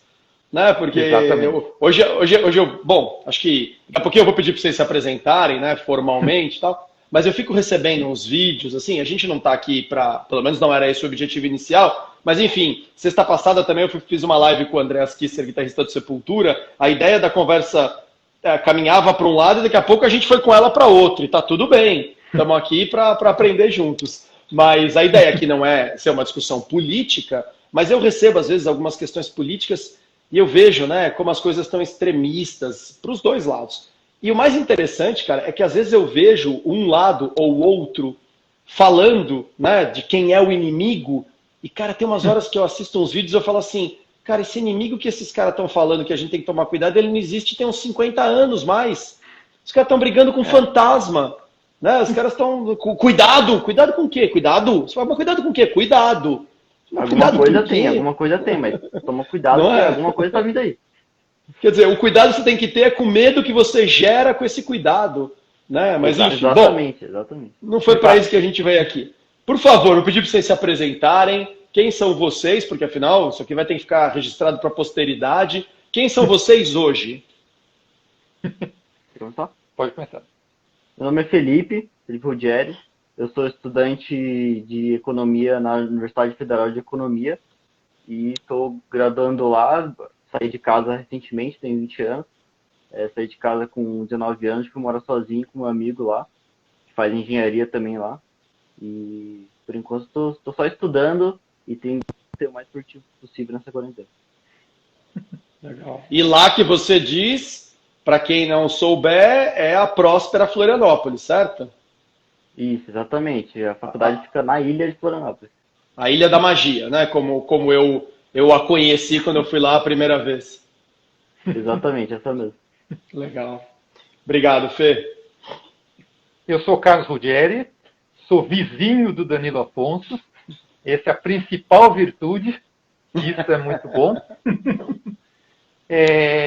Sou engenheiro eletrônico de formação, mentor de produtividade. Esse assunto, produtividade, é um assunto que eu estudo há muito tempo e é o que eu acho que eu estou conseguindo contribuir com as pessoas, principalmente nessa nova fase, onde tudo está muito confuso, e você é um estudioso disso. e a gente está tentando cada vez mais entender para onde vai esse caminho, 4.0, 5.0, inteligência artificial e como tudo isso vem com a produtividade. Nesse momento eu estou fazendo pós-graduação em neurociências, isso está me ajudando muito a entender o cérebro humano. E eu já posso adiantar que o cérebro humano é algo que absolutamente nada próximo do conhecimento humano. Assim. É uma coisa muito louca. Os 100 bilhões de neurônios, as capacidades infinitas de conexões e uma farmácia química. Quer dizer, cada ação, cada reação gera uma química e é muito interessante, é muito apaixonante. A gente começa a entender um pouco mais por que pessoas têm tanta dificuldade, por que pessoas têm tanta facilidade e, principalmente, vamos reconhecer que a gente conhece muito pouco desse assunto. Os últimos 20 anos da neurociências é mais do que tudo que a humanidade já sabe e eu acho que a gente ainda está absolutamente engatinhando nesse assunto. Por exemplo, a própria questão da memória, né, ainda é um desafio. Aliás, duas coisas que são gigantescas, né, que supostamente estão atreladas ao cérebro. Eu falo supostamente porque pode ser que se descubra ainda alguma coisa. A memória, muito provavelmente, está atrelada ao equipamento cérebro e a consciência, que é outra coisa incrível. Tá, mas o que é a consciência? Né, o que é estarmos aqui pensando, raciocinando, construindo caos, né, de todo esse impulso elétrico que está acontecendo no nosso cérebro em linguagem, a linguagem transformada em som, vocês capturando o som aí, transformando também em linguagem e de novo em processo cerebral, quer dizer, o que é a consciência? Só isso já é uma pergunta que ainda tem muito para ser respondido, né? E tem mais, viu, que tem muita gente estudando, Danilo, uma coisa muito legal é a que ponto a inteligência artificial pode ter consciência. Autonomia, né? Autonomia e consciência. Autonomia. Porque o que é a inteligência artificial? A inteligência artificial nada mais é uma autonomia, mas a consciência. Porque a gente eu acho que é muito claro que a gente se diferencia dos outros animais fisicamente pelo neocórtex, que evoluiu nos últimos milhares de anos e ninguém mais tem isso. Você falou da memória, uma coisa muito interessante e é muito recente, as pessoas descobrirem que até o final da sua vida, pode ser com 120 anos, você tem novos neurônios. A neuroplasticidade é uma realidade, é uma descoberta recente, 10 anos é ontem, né? É recente, mas quando você provoca o seu cérebro e a neuroplasticidade está concentrada no campo da memória. Então, você, por exemplo, estudar algo que sai da sua rotina, eu sou engenheiro de formação, trabalho com auditoria, e se eu for estudar música, ou chinês, ou culinária, coisa completamente fora da minha rotina, eu não vou falar matemático, mas é comprovado que os seus neurônios são multiplicados. E aí, com neurônios multiplicados, você ganha longevidade, porque seus neurônios estão produzindo, estão se transformando, estão crescendo. É incrível isso. É uma coisa muito legal. Ô Fê, a primeira vez que eu ouvi... cara, ótima retomada, né, do tema hábito junto a isso que a gente está falando. A primeira vez que eu ouvi falar sobre isso, que eu me senti provocado a pensar a diferença entre consciência e inteligência, foi no livro Homo Deus, do Yuval Noah Harari, que também é autor do Sapiens, né? Foi a primeira vez que eu olhei e disse, verdade, né? São coisas totalmente diferentes. A máquina hoje já é muito mais inteligente do que nós. Ela não tem ainda, e aí talvez a grande dúvida é se vai conseguir ter um dia, ela não tem ainda consciência. Mas inteligência e consciência são coisas diferentes. Como é que um estudante de economia, que não só pelo tema economia, mas por ser um estudante, está vendo esse mundo que se transforma, a gente discutindo, né, neurociência misturado com tecnologia, misturado com saúde, misturado com, no caso da economia, há uma mistureba aí, né, de exatas e humanas. Como é que é ser estudante neste momento da humanidade, não só pela quarentena, mas por essas descobertas todas? Peraí que saiu aqui. Saiu o seu fone. Por que? A bateria?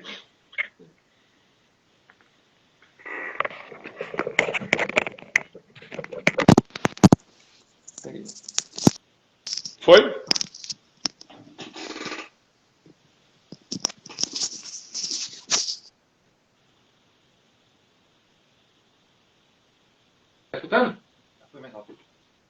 Vocês estão me ouvindo? Voltou a me escutar, não, Danilo? Estamos. Eu estou ouvindo vocês. Vocês não me ouvem? Só um segundo, vamos... Tem que ligar, né?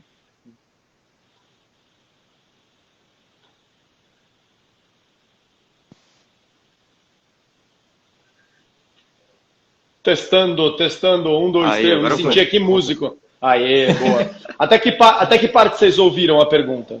Eu vi como estudante, como eu tô vendo toda essa mudança com inteligência artificial, saúde, tudo atrelado com uma mistureba, como você falou, que é a economia que mistura exatas e humanas. Você completou com alguma coisa ou é isso mesmo? Não, eu estava mais dizendo, né, que essa mistureba do curso, né, que sempre... Eu lembro do meu pai fez economia, e eu lembro dele tentando me explicar quando era criança o que era economia, eu lembro dele falar, olha, é alguma coisa que está ali entre os números e as pessoas. E tal, não lembro se foi, nem sei se foi isso que ele falou, mas foi isso que eu guardei na memória. Sim. Né? Não, mas e como é que é para um estudante, né, esse momento? Para começar, justamente o que você falou, muita gente acha que economia é exatas. Você fala, eu faço economia, tá, você faz economia, exatas e tal. Mas a economia oficialmente é considerada como humanas e não exatas.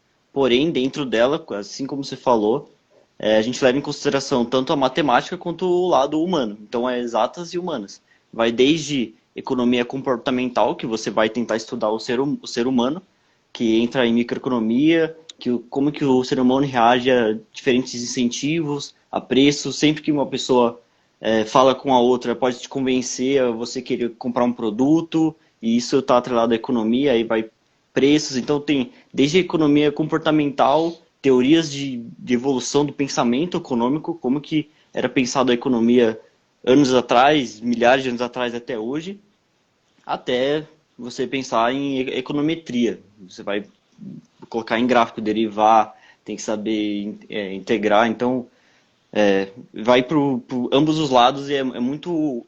A economia em si é um ambiente muito complexo e cheio de variáveis, por isso que é muito complicado também quando um economista vai tentar prever alguma coisa, porque, como o Hayek, é um dos pensadores da escola austríaca, fala que é possível você prever com certeza alguma coisa, porque tem milhares de variáveis. Você está lidando com o ser humano e você não sabe qual que vai ser o próximo passo do ser humano, porque ele está em constante mudança. Ele era austríaco, né, esse autor? Isso. É um dos principais autores da escola austríaca. É engraçado porque a semana passada eu tinha feito uma sessão de coach com uma moça que é filha de alemães, e eu lembrei na conversa com o Andreas de um ditado que ela me falou, e é curioso porque tem a ver com o que você está falando. Ela disse que na Alemanha tem um ditado que diz assim: você pode planejar o futuro, mas você não pode prevê-lo. E aí estava falando aqui da junção, né, de exatas e humanas, e eu estava te provocando, e o teu pai falou uma coisa muito legal, que é a neurociência chegando e trazendo novas informações, e daqui a pouco talvez a economia vai ser uma das primeiras cadeiras ou doutrinas, ou enfim, áreas do conhecimento humano que vai realmente integrar as três grandes vertentes, humana, exata e biológica. Porque quanto mais a gente vai entendendo o funcionamento cerebral, inclusive do ponto de vista bioquímico, mais a gente vai entendendo como despencou serotonina, muda completamente minha cadeia de decisão, meu modelo de decisão. Se muda, afeta as minhas emoções. Se afeta as minhas emoções, afeta a minha racionalidade, a minha capacidade, inclusive, de dar valor para 5 ou para 7 ou para 8. Ou seja, realmente é uma área que vai cada vez mais se apropriar de todas essas descobertas, né? Como você falou, como está atrelado a tudo.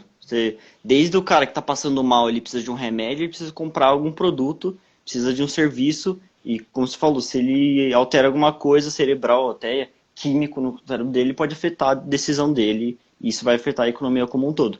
Mas voltando à pergunta que você me fez, que é em relação a como é que eu vejo toda essa mistureba, né, que a economia, toda essa mudança que está enxergando como um estudante, eu vejo que, na verdade, a gente está sempre em mudança. Desde que começou a história da humanidade, o ser humano tem que se adaptar às coisas, porque nunca está estável alguma coisa. Podem ter tido épocas mais estáveis, mais instáveis, mas, assim, um ciclo, como um dos principais autores de economia, um Schumpeter, que ele fala que tudo está atrelado a um ciclo econômico. vai entrar num ciclo crescente de desenvolvimento, baixo desemprego, todo mundo muito bem, inovando, fazendo várias coisas, e depois você vai entrar numa baixa, porque está todo mundo, tudo andando muito bem. Chega uma hora que as pessoas falam que não precisa inovar, está tudo andando muito bem, e aí começa a despencar. E quando começa a despencar, é um momento propício para as pessoas conseguirem inovar, porque é na necessidade que a gente acaba inovando e revolucionando as coisas, como está acontecendo nesse período, que acabou acelerando as coisas, como, por exemplo, teletrabalho, telemedicina, que era uma coisa que já estava acontecendo e atualmente foi acelerado por necessidade. Como o Schumpeter fala, que a partir da necessidade que você vai ter a inovação. Então, eu vejo que... Vídeo a quarentena, né? Exatamente, pandemia, quarentena. Quantas pessoas resistiam, né, ao trabalho remoto e de repente na necessidade, tem empresas que nunca consideraram home office que estão dizendo, não, a gente volta só o ano que vem. Cara, você quer mais do que isso? Você quer mais do que isso? Serviço público. Que talvez fosse para trabalho remoto daqui 30 anos. Porque no serviço público tem algumas características. Primeiro, muitos trabalhos são efetivamente de banco de dados, inteligência, etc. Então não precisa ser presencial. E sendo presencial, ele até atrapalha, porque às vezes você precisa de muita concentração. Mas além disso, quando a gente fala no dinheiro público, o número de propriedades que o governo tem, se essa home office se perpetuar, para alguns trabalhos efetivamente, existe uma capacidade enorme de novas oportunidades, venda de imóveis, custo fixo menor, etc., etc., para o próprio erário, para o próprio dinheiro público, isso é uma grande vantagem. Então, imagina se o serviço público, eu sei disso porque eu vivo no serviço público, o quanto que ele teria cabeça para falar em regras de home office. E aconteceu isso em dias. As regras foram colocadas, no começo mais ou menos, daqui a pouco foi aperfeiçoando, já faz meses a produtividade, que eu entendo bastante disso, a produtividade aumentou mais de 40%. Palavra. Mas você conhece alguém? Você conhece alguém que trabalha assim no serviço público e que tenha experimentado, por exemplo, algum benefício do home office, tenha, sei lá, viajado e tenha conseguido continuar trabalhando mesmo fora de casa? Porque uma coisa é ainda trabalhar em casa, mas você conhece alguém que foi viajar e mesmo fora da sua casa ainda continuou trabalhando? Conheço. Isso é uma pessoa até próxima a gente, porque foi a nossa família. Boa. Eu estava aqui pensando, será que dá para contar essa história? Será que não dá? Então eu fui tateando assim.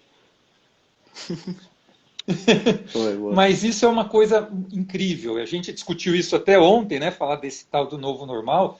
E tem tudo na vida, tem benefícios e use com moderação. Mas você ter a possibilidade de você estar em outro local e o seu trabalho, a sua produtividade manter a mesma ou melhorar, isso é uma coisa que você usando com moderação, e você refletiu isso de uma forma interessante, por exemplo, claro que o home office trouxe as pessoas para casa, e claro que aquele contato social do dia a dia, nós somos seres sociáveis. Lógico que isso faz falta. Nossa família aqui, nós somos em 5, os 5 estão em casa, claro que é um desafio. Porque eu não sei se eu comentei com você na outra vez, mas eu vi um casal comentando que falou, eu casei, mas não estava no contrato de ficar 24 horas por dia. Estava no contrato de, alô amor, vai trabalhar, como é que foi seu dia, vai fazer seu happy hour. Caramba, é um desafio gigantesco. Mas se a gente olhar do lado positivo e do lado de que, peraí, se eu quiser ir para o presencial, fazer as reuniões, fazer o meu happy hour, fazer a socialização, posso fazer. Se eu quiser ficar um mês na Europa, porque eu quero me concentrar e viver uma nova experiência, claro que eu perco o que eu tenho aqui, mas crio novas experiências e volto, se for o caso. Agora, o nômade, você até comentou, poxa, mas isso pode transformar algumas gerações nômades. Eu posso efetivamente, eu tenho um primo que viaja à Europa em motorhome, eu poderia ficar com ele 6 meses, teoricamente, trabalhando de lá. Claro que alguns trabalhos ainda precisam ser presenciais, mas dentro de uma hipótese, eu perco o social que eu tenho, mas eu ganho a experiência, os novos sociais. Qual que vai ser o caminho do meio aí? A humanidade vai descobrir, normalmente. É assim que funciona. Até porque você usou um advérbio, né? Ainda. Ainda alguns trabalhos e algumas tarefas precisam do presencial.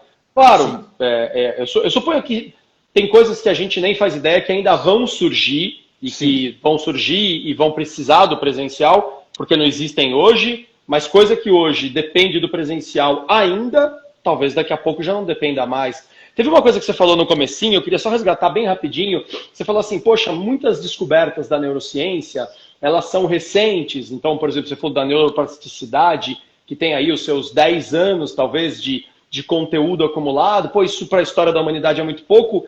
Mas eu queria acrescentar uma vírgula nisso e botar uma pimenta nessa discussão que a gente está falando aqui da mobilidade, desse novo normal. Eu confesso que eu tenho algum desconforto com essa expressão novo normal, porque eu não sei quando é que foi o antigo normal. Né? Aliás, quando é que foi normal? Mas, enfim, entendo que dá pra gente... é o normal.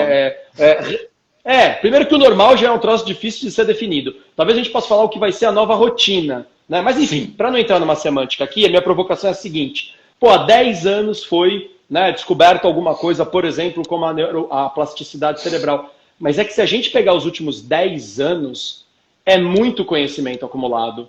Né? Então, há 10 anos, a gente nunca... nesses últimos 10 anos, a gente tem uma capacidade de conexão entre as pessoas. Então, uma coisa que você descobre, você já está dividindo aqui comigo numa live, tem mais 10 pessoas assistindo com a gente, que já vão dividir com a outra, que não sei o quê. Então, às vezes a gente fala que 10 anos, enquanto tempo acumulado é pouco, mas falando em 10 anos no século XXI, é coisa pra caramba. Né? Então, quando a gente fala ainda tem trabalhos que são demandados presencialmente, ainda pode ser que daqui 6 meses eles já não sejam mais, né? Porque olha quanta coisa está acontecendo ao mesmo tempo. Como é que você se sentiu, assim, viajando, trabalhando e ainda assim se vendo produtivo, né? Se percebendo uma pessoa produtiva? Isso dá um nó na cabeça? Isso abre, né, frentes que antes não existiam? Sim. Eu acho que a gente provocou isso familiarmente por 2 motivos. O primeiro, realmente sair de uma rotina pesada que a gente está dentro de casa, os 5, então isso é um fato. Eu acho que nós necessitávamos disso, de sair um pouco da rotina, nem que fosse para continuar juntos, mas olhando uma nova paisagem, etc. Mas é muito interessante você experimentar o novo, porque é uma coisa que não parecia que era impossível, a gente experimentar esse novo e ver que esse novo é muito bom. Você sabe aquela história de que você tem algumas decisões que você já sabe qual tomar e você não toma porque não sabe por quê? Aí a neurociência vai tentar explicar. Então, medo, crença limitante, né? Putz, experiência, tem trocentas coisas que pode ser até, outro dia lendo já dentro dos meus trabalhos, lendo que uma pessoa medrosa pode ser simplesmente uma amígdala hipersensível. A amígdala não da garganta, eventualmente, né? A amígdala cerebral, né? Que é a palavra amígdala de amêndoa, né? Que vem, e é simplesmente ela ser mais sensível. E o cérebro é tão complexo de que a gente está fazendo essa conversa, é um milagre. Eu falando, você entendendo, 100 bilhões de neurônios trabalhando, consumindo gordura, água, é muito louco, é muito louco. Mas quando você experimenta o bom, e eu vou fazer uma lembrança, muito tempo atrás eu tinha um amigo que ele nunca tinha tido carro com ar-condicionado. E aí ele comentou comigo, falou, cara, não precisa de carro com ar-condicionado, porque a gente se adequa, é frescura. E eu lembro, 300 anos atrás, de ter comentado com ele, no dia que você tiver, você me fala, você vai preferir carro sem roda do que sem ar-condicionado. Eu acho que é mais ou menos por aí. Então a gente foi para a praia, foi a opção. Eu gosto sempre de me exercitar de manhã, então eu levei bicicleta, fui andar de bicicleta à beira-mar, quer dizer, é uma sensação incrível, uma energia fantástica, pegamos uma semana de sol, etc. E quando era 8 horas, eu estava no trabalho, estava conectado com uma energia lá em cima, com as pessoas diferentes, né? Porque aí à noite você vai andar, você vai olhar, você vai ver pessoas diferentes, isso também cria uma energia bacana. E esse novo, essas possibilidades abrem isso que você falou. Eu posso fazer isso mais vezes, eu posso fazer uma experiência até mais maluca, passar por outros países, ou eu simplesmente posso decidir, eu sei que eu posso, mas eu não quero. Eu acho que é a possibilidade que é a coisa bacana. E é engraçado você estar falando disso, agora eu vou provocar você e o Fê também, porque a nossa proposta, quando a gente conversou sobre esse bate-papo aqui, essa live, né, como foi a expressão que pegou, né, já logo no começo da pandemia, a gente se propôs a falar de mudanças sociais, os impactos que isso está trazendo, tanto antes da pandemia, e especialmente agora durante, na própria economia comportamental, na produtividade das pessoas. E aí tem uma coisa que sempre me fascinou, assim, quer dizer, sempre é uma expressão, é um outro advérbio muito grande, mas desde que a gente pensou em fazer esta conversa, eu achei muito legal, que poxa, eu vou conversar com pai e filho ao mesmo tempo, né? Eu também tenho filhos, eles são menores do que os seus, eu demorei um pouco mais para entrar na brincadeira, você e a sua esposa Elisa foram mais animados, começaram mais cedo e tal, mas brincadeiras à parte, os meus ainda são pequenos, ainda não dá para ter uma conversa nesse nível.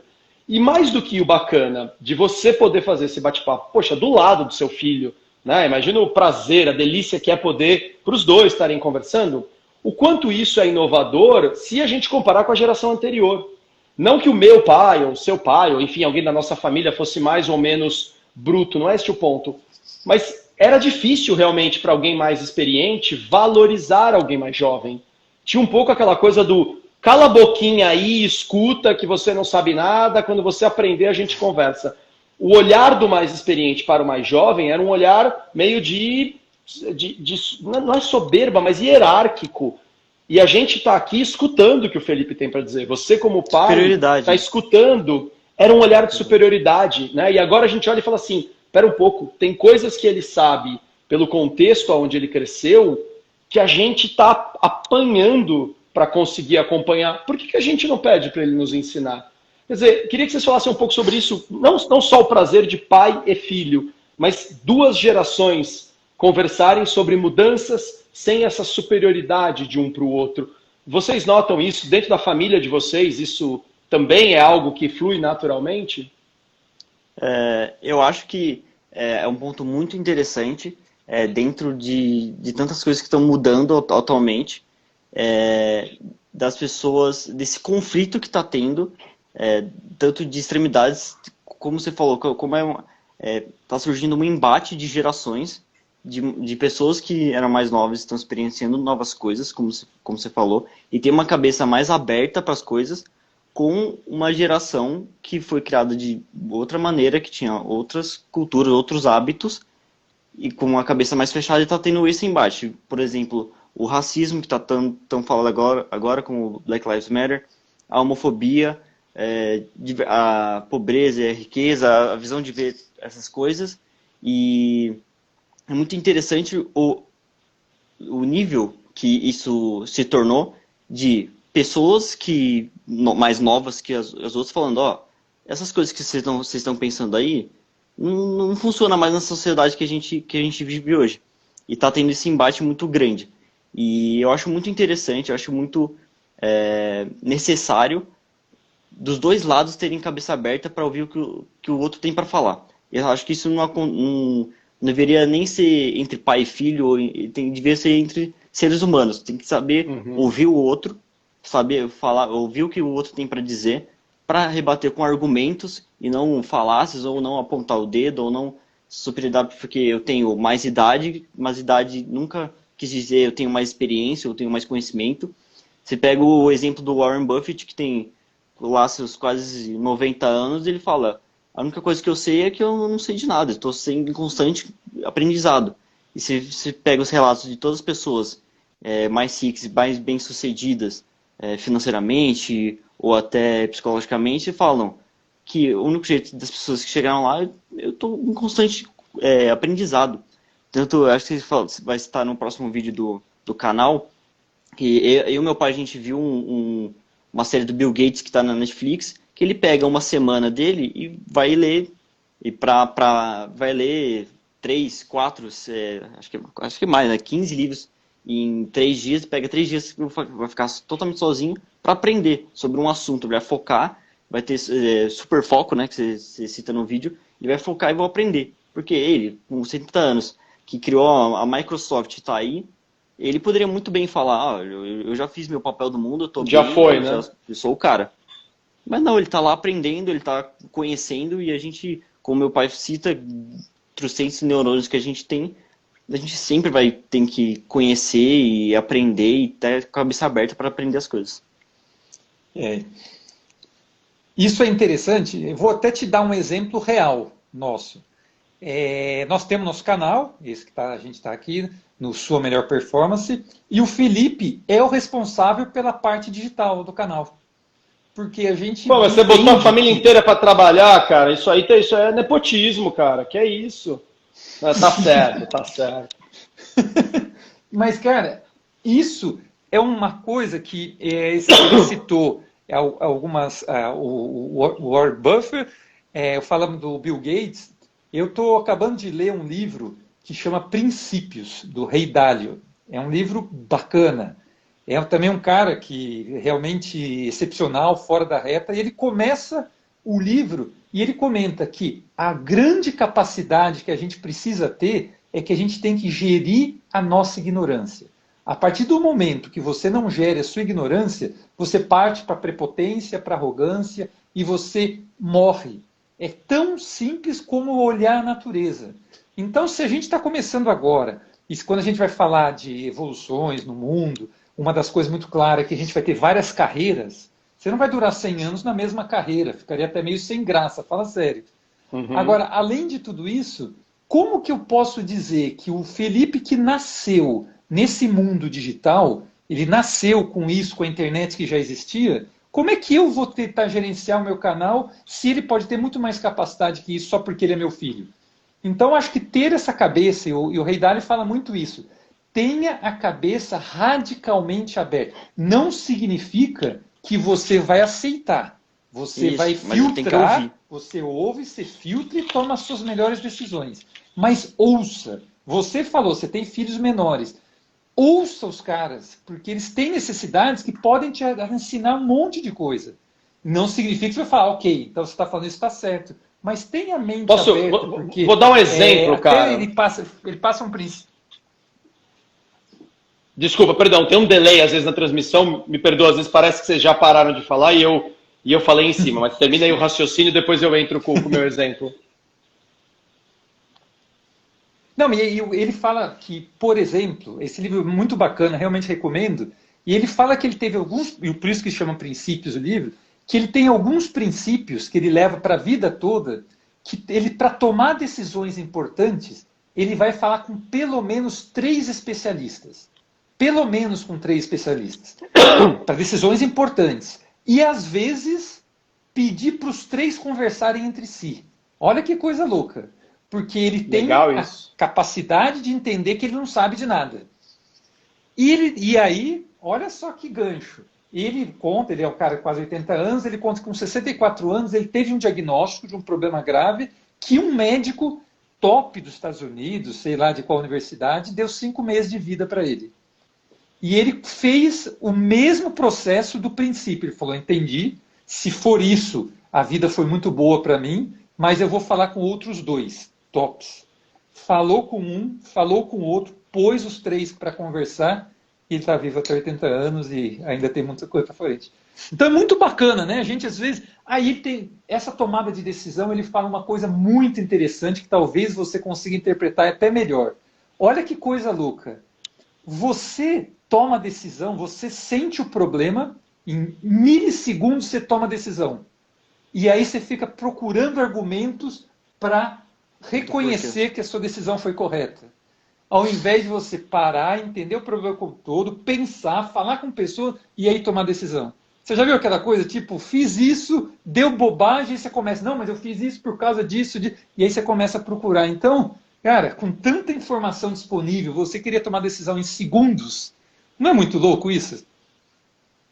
Às vezes precisa, o mundo tá muito veloz, uma das coisas que a gente vem discutindo, que parece banal depois que a gente diz, Clarice Lispector tem uma provocação interessante, que ela diz que a coisa mais difícil de enxergar é o óbvio, então depois que é dito fica fácil, mas a velocidade com que as coisas estão acontecendo agora é uma coisa absurda, e absurda no sentido de comparação com o que era até pouquíssimo tempo atrás, e absurda no sentido da nossa capacidade de acompanhar.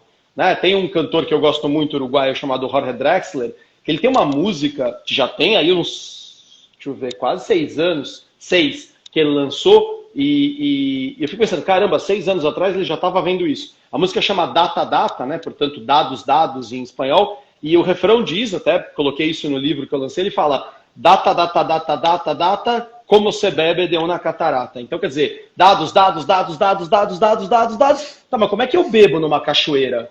Não, acontece que eu não bebo numa cachoeira. Eu não tenho condições de pôr a boca debaixo da cachoeira e beber, porque a força da água vai arrancar minha mandíbula, ou vai me machucar, ou no mínimo eu não vou conseguir engolir. Então eu tenho que pôr a mão ali, eu tiro uma parte daquilo e aí eu bebo. Bom, por que eu estou dizendo isso? Porque tem muita informação rodando e às vezes a gente não tem tempo nem de capturar tudo isso. E aí a melhor forma, talvez, seja realmente perguntar para outras pessoas. Às vezes não vai dar tempo. Às vezes a gente vai ter tanta necessidade de tomar uma decisão veloz, porque o mundo está veloz, que a gente vai ter que confiar nessa intuição. Aí eu vou na história do Ray Dalio que você colocou, quando ele diz, bom, então tá, então se de vez em quando não será possível, né, como ele mesmo aconselha, conversar com 3, 4 pessoas em algumas situações, então no mínimo conheça muito bem a sua ignorância para você fazer uma boa gestão. O Jung, e aí ele era um cara que falava de sincronicidade, e vou contar uma para vocês hoje, acabou de chegar um livro chamado O Segredo da Flor de Ouro, que foi escrito por ele, pelo Van Rijn. Eu comprei tem alguns dias, mas com esse negócio dos correios demorou para chegar e tal.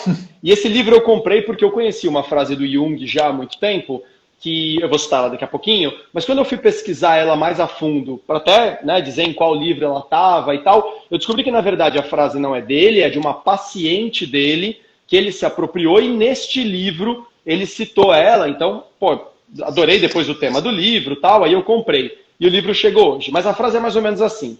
Eu sempre pensei que se eu aceitasse as minhas armadilhas, as minhas dificuldades, as minhas características feias, ou tecnicamente, como Jung falava, as minhas sombras, isso ia me sobrepujar, isso ia me dominar, né? Então, se eu aceitar que de vez em quando eu erro nisso, ou naquilo ou no outro, eu vou ficar refém disso.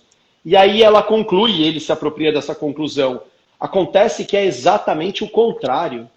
É somente aceitando as coisas do jeito que elas são que eu consigo fazer alguma coisa a respeito delas.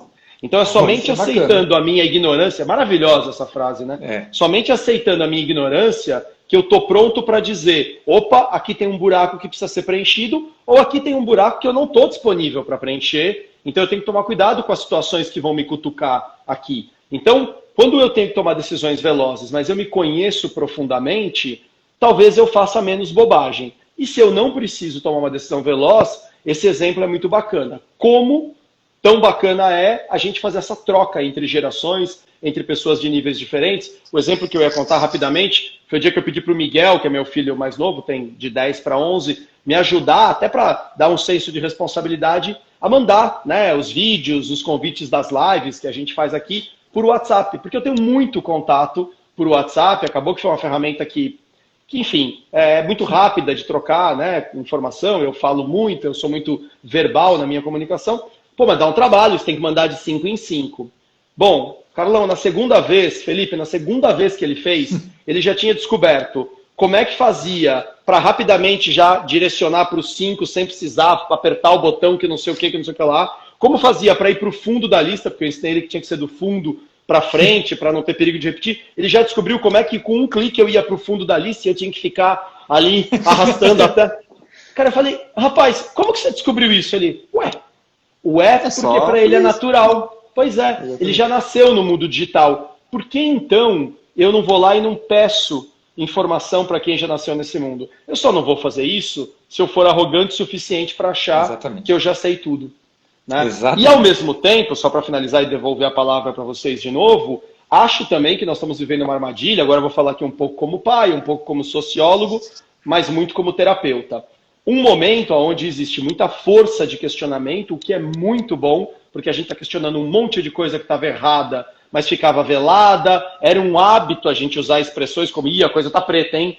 Né? Foi lá no criado mudo tal, que num contexto assim, sem muita atenção, não era nada demais, era apenas uma palavra, mas quando você vai estudar, tem todo um reforço do pré-conceito, de uma questão escravocrata e tal. Mas, ao mesmo tempo que a gente tem espaço para questionar, eu sinto que, para alguns jovens, há sim um desprezo com a experiência dos mais velhos. E quando que eu vejo isso? quando eu vejo o exercício do patrulhamento exacerbado. Né? Assim, cara, é um patrulhamento, é uma coisa de ficar procurando o problema. Eu fico procurando o problema. E aí, quando alguém mais velho diz, olha, dá uma equilibrada, né? A gente tem que brigar contra o que está errado, mas direitos e deveres têm que andar em sintonia. Uma sociedade não se sustenta só com direitos. Né? Os deveres também são importantes. Então, cumpra também os seus deveres antes de reclamar dos direitos e tal. E às vezes eu sinto que não tem essa mesma disponibilidade para ouvir os mais velhos. Imagina a gente desprezar o aprendizado do Warren, por exemplo, ou o aprendizado do Bill Gates, só porque eles já passaram dos 60. Né? Seria temerário. Então, o que tudo isso que vocês estão estudando de produtividade, de mudança social, está ensinando para vocês de maneira geral? Assim, quer dizer, está tudo mudando e o que a gente precisa estar muito atento? O que está ali acendendo a luz e gritando para vocês? Ó, presta atenção que aqui agora já é algo que a gente precisa se apropriar. Tem algum tema que está mais forte já para vocês?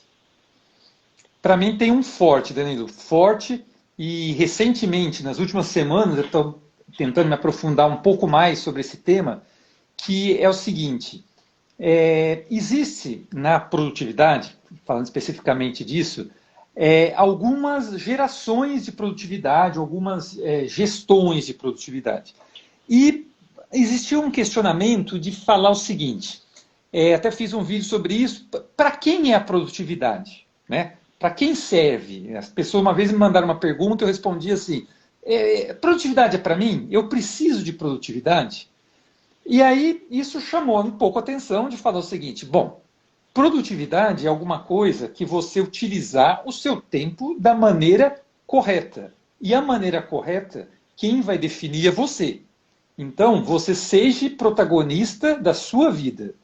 O que irrita a gente é o tal do mimimi, é o tal do só o lado emocional do cérebro falar, etc. Da vitimização, né? A vitimização, porque a vida não me deu oportunidade, blá, blá, blá, tudo isso. Mas o que está chamando a atenção? Nós estamos numa quarta revolução, que é a revolução da inteligência artificial, a revolução da automação, etc. E isso as pessoas estão chamando de 4.0. E está vindo um termo junto, que é a produtividade 4.0. Então, Daniel, eu tenho alguns pontos que se eu pudesse apontar exatamente na pergunta que você fez, seria o primeiro. Falar que a produtividade 3.0, digamos assim, era necessário para uma pessoa a partir de quantos anos? Já me fizeram essa pergunta. 30, 35 anos, quando ele começa a entender.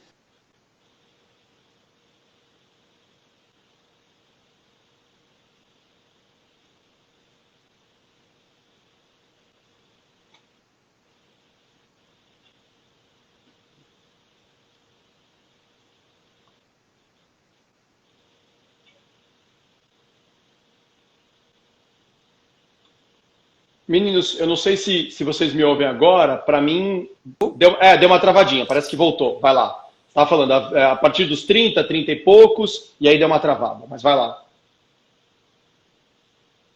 Ixi, bom, é uma caidinha, sinal de internet, eles estavam falando da questão do aprendizado com a produtividade, deixa só ele chamar aqui, eu já convido ele de novo. Enquanto isso, deixa eu colocar uma imagem, até o gestor sincero aqui está pedindo para a live ser salva, pode deixar, a gente, assim que acaba aqui a live, a gente já salva, essa é a coisa legal, né, da inteligência artificial.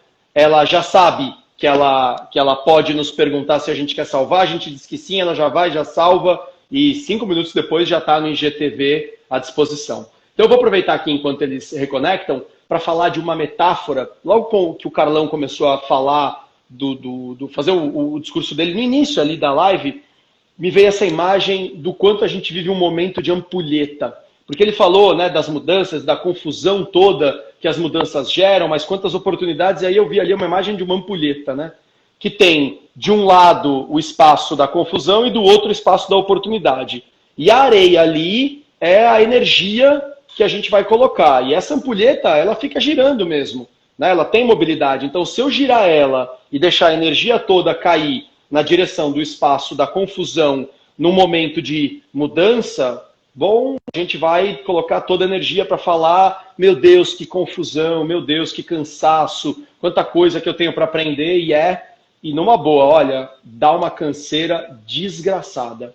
É muita coisa para aprender. Eu estou fazendo um curso de conselheiro, até agora há pouco acho que eu vi a Marcele Blanco entrar aqui, e o curso é fantástico, né, com o pessoal da Inova Business School, e eu questiono bastante, eu sou o chatão, eu brinco que eu sou o peixe fora d'água, né, porque talvez eu acho que eu sou o único psicanalista ali no grupo, mas também tem outros consultores, tem outros coaches, mas eu provoco muito esse olhar humano, e a gente fala muito lá de novidade, de inovação, e eu falo, gente, mas vamos lá, para que essa inovação toda?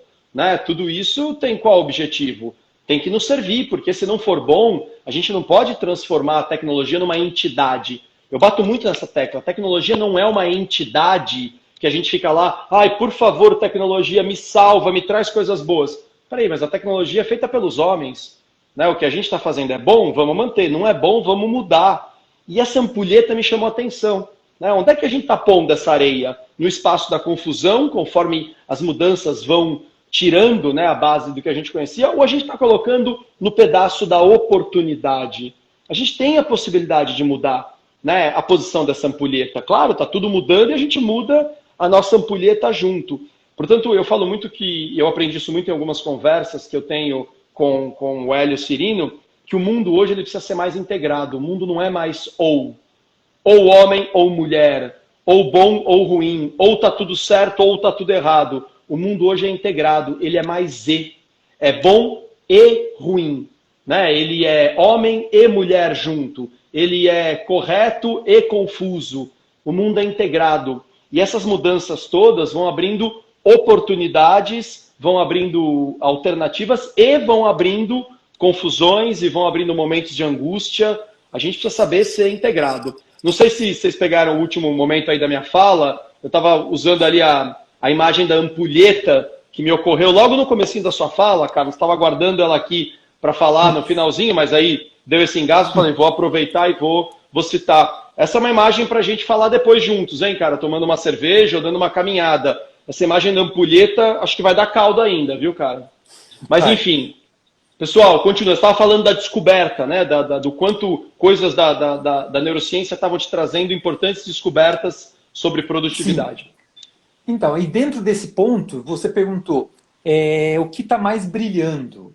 E as pessoas perguntavam que até a geração da produtividade 3.0, antes dessa revolução da inteligência artificial, etc., normalmente se falava em ter essa consciência da utilização do seu tempo, 35 anos, 40, aquela fase que você entende que a vida não é infinita e você quer criar algumas coisas, etc.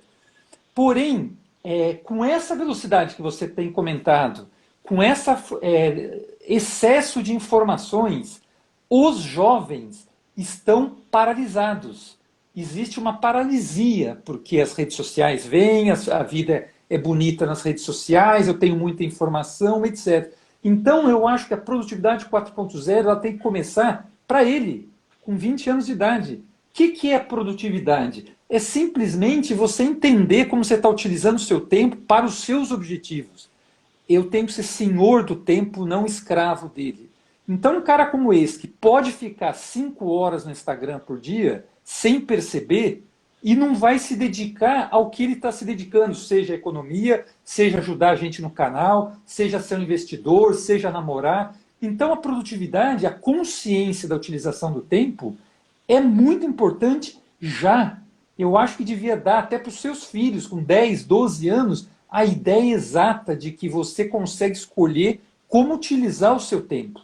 Porque você está numa dimensão que tudo está muito rápido, só que esse muito rápido te paralisa. Porque é tanta informação, e lembra, o cérebro foi desenvolvido ao longo de milhares de anos, milhões de anos, e em 50 anos a gente tem iPhone.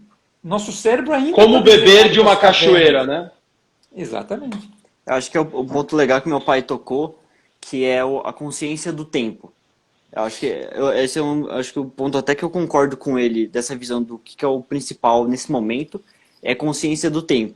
Porque justamente a gente está tendo um fluxo imenso de informação, como ele falou, qualquer pessoa da minha idade, ou até da idade dele, que pegou um pouco mais dessa tecnologia, pode ficar sem querer me perceber ficar horas e horas no Instagram, no YouTube principalmente, e não ter a noção que, putz, eu não estou me dedicando pelo que eu me propus, que eu tenho como propósito de vida, como meu objetivo.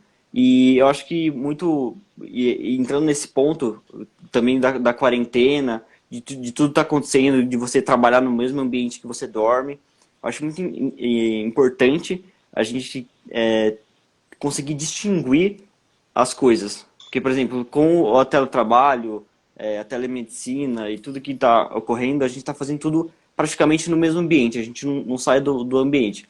Se isso prosperar de fato, a gente trabalhar da onde a gente quiser, a gente tem que conseguir diferenciar e saber separar em que tempo que eu vou fazer cada coisa. Porque se eu, por exemplo, a gente viajou para conseguir tirar um pouco desse ambiente que a gente está quase mais de meio ano, e a gente foi para praia. E lá, normalmente, quando a gente vai pra praia, a gente tá de férias, a gente não trabalha, a gente tira aquele momento para ficar mais tranquilo. Mas naquele mesmo momento, a gente tinha que trabalhar. Então, a gente tem que conseguir discernir as coisas, que tipo, tá, eu tô aqui, eu tô conseguindo fazer um trabalho, mas eu não posso me distrair, não posso deixar meu celular apitando toda hora, porque alguma hora eu vou me distrair, eu tenho que ter foco, eu não posso estar na praia e ficar olhando pra praia e não prestar atenção no meu trabalho. Então, eu acho que muito importante que meu pai falou é essa consciência do seu tempo. Saber otimizar o seu tempo, colocar mais tempo para as coisas que são direcionadas aos seus objetivos e conseguir discernir essas coisas do habitual que a gente está. Porque, tô em casa, então estou tranquilo, estou fora do trabalho. Mas agora eu estou trabalhando junto no mesmo ambiente que eu estou, que teoricamente era para estar tranquilo, descansando, me equilibrando, né? Não, e olha, eu tô totalmente alinhado com vocês, a gente até já conversou antes, e quando eu lancei o livro no meio do ano, agora, no meio da pandemia, Os Arqueólogos do Futuro, a proposta também tinha um pouco este olhar, né? Peraí, em que tempo nós estamos? Porque a gente só tem um, que é o presente. E aí eu não estou aqui tentando trazer nenhuma metáfora, não, é uma questão física, né? Até eu brinco com as pessoas, eu falo, cara, quantos projetos você já implementou no futuro? Né? E quantas vezes você já corrigiu o passado? Nenhuma vez é possível corrigir o passado, porque não dá para voltar no tempo, e ninguém implementa um projeto no futuro, porque o futuro não existe na prática. Né? Quando ele chegar vai chamar presente. Né? Então, é o desafio do foca no agora, não é abrir mão de planejamento. Volto lá no lema alemão, né, no ditado alemão, podemos planejar o futuro, claro, e devemos, mas não podemos prevê-lo. Foca no agora, né? Você só tem o agora para viver. E se eu não estou no agora, provavelmente eu não estou fazendo a gestão do tempo. Enfim, dava uma outra live só para a gente falar disso. Sim. A gente tem mais tem mais 2 minutos e meio para a gente fechar. Em 2 minutos e meio eu vou abrir uma polêmica que vocês vão ter que fechar. Beleza? Vamos lá. A polêmica é mais ou menos assim. Não tem dado estatístico, eu não estou falando aqui de nenhuma pesquisa que eu tenha visto, mas outro dia eu ouvi alguém falando, e já ouvi isso umas 3 ou 4 vezes de diferentes fontes, que a molecada hoje em dia, e a molecada aqui tem um espectro de idade grande, né? Mas que os jovens hoje em dia transam muito pouco. Eu não quero ficar no tema transa, tá? Não é esta a questão. Mas a questão é que nem a transa e nem o sexo tem que ser uma coisa tão obsessiva como se tornou em alguns momentos na história da humanidade. Freud já nos desafiou a olhar para isso. Mas eu não quero me pegar na transa, mas sim num outro contraponto disso, que é quantas pessoas jovens, estamos falando de gente aqui com menos de 25 anos, estão entrando em depressão. E agora eu posso falar com conhecimento de causa, porque eu acompanho de perto muitos casos e tal. E eu percebo que isso vem da perda de uma produtividade na vida. Né? É como se eu perdesse os objetivos. Vocês têm 1 minuto e meio para fechar essa bola que eu abri aqui, se virem. Mas como é que a gente conecta isso a perda de objetivo na vida, gerando perda de produtividade, vai perdendo tesão pela vida e desembocando numa coisa modorrenta, na depressão? Ter objetivo na vida melhora a produtividade? Tudo começa com os objetivos, sonhos e metas. A humanidade chegou a gente fazer uma live aqui de qualquer lugar do planeta porque a gente não se conformava, porque senão a gente estava na idade da pedra. E, cara, perder sonhos e objetivos, a sua produtividade cai a zero. Porque a primeira coisa que eu pergunto para uma pessoa que quer ser mentorada, eu falo, se eu te der mais 10 horas por semana, o que você vai fazer com elas? E o cara fala, eu quero ficar mais com a família, ou uma coisa bem genérica, eu nem começo o trabalho. Porque se você falar para mim, Danilo, porra, eu preciso de mais tempo, eu preciso ser mais produtivo, porque eu quero desenvolver mais 2 projetos, eu quero desenvolver um hobby legal, eu quero viajar o mundo, eu quero fazer alguma coisa, cara, você vai ser produtivo.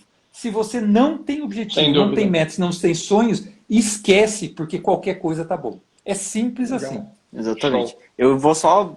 Deixa eu te falar, temos 30 segundinhos, vamos lá.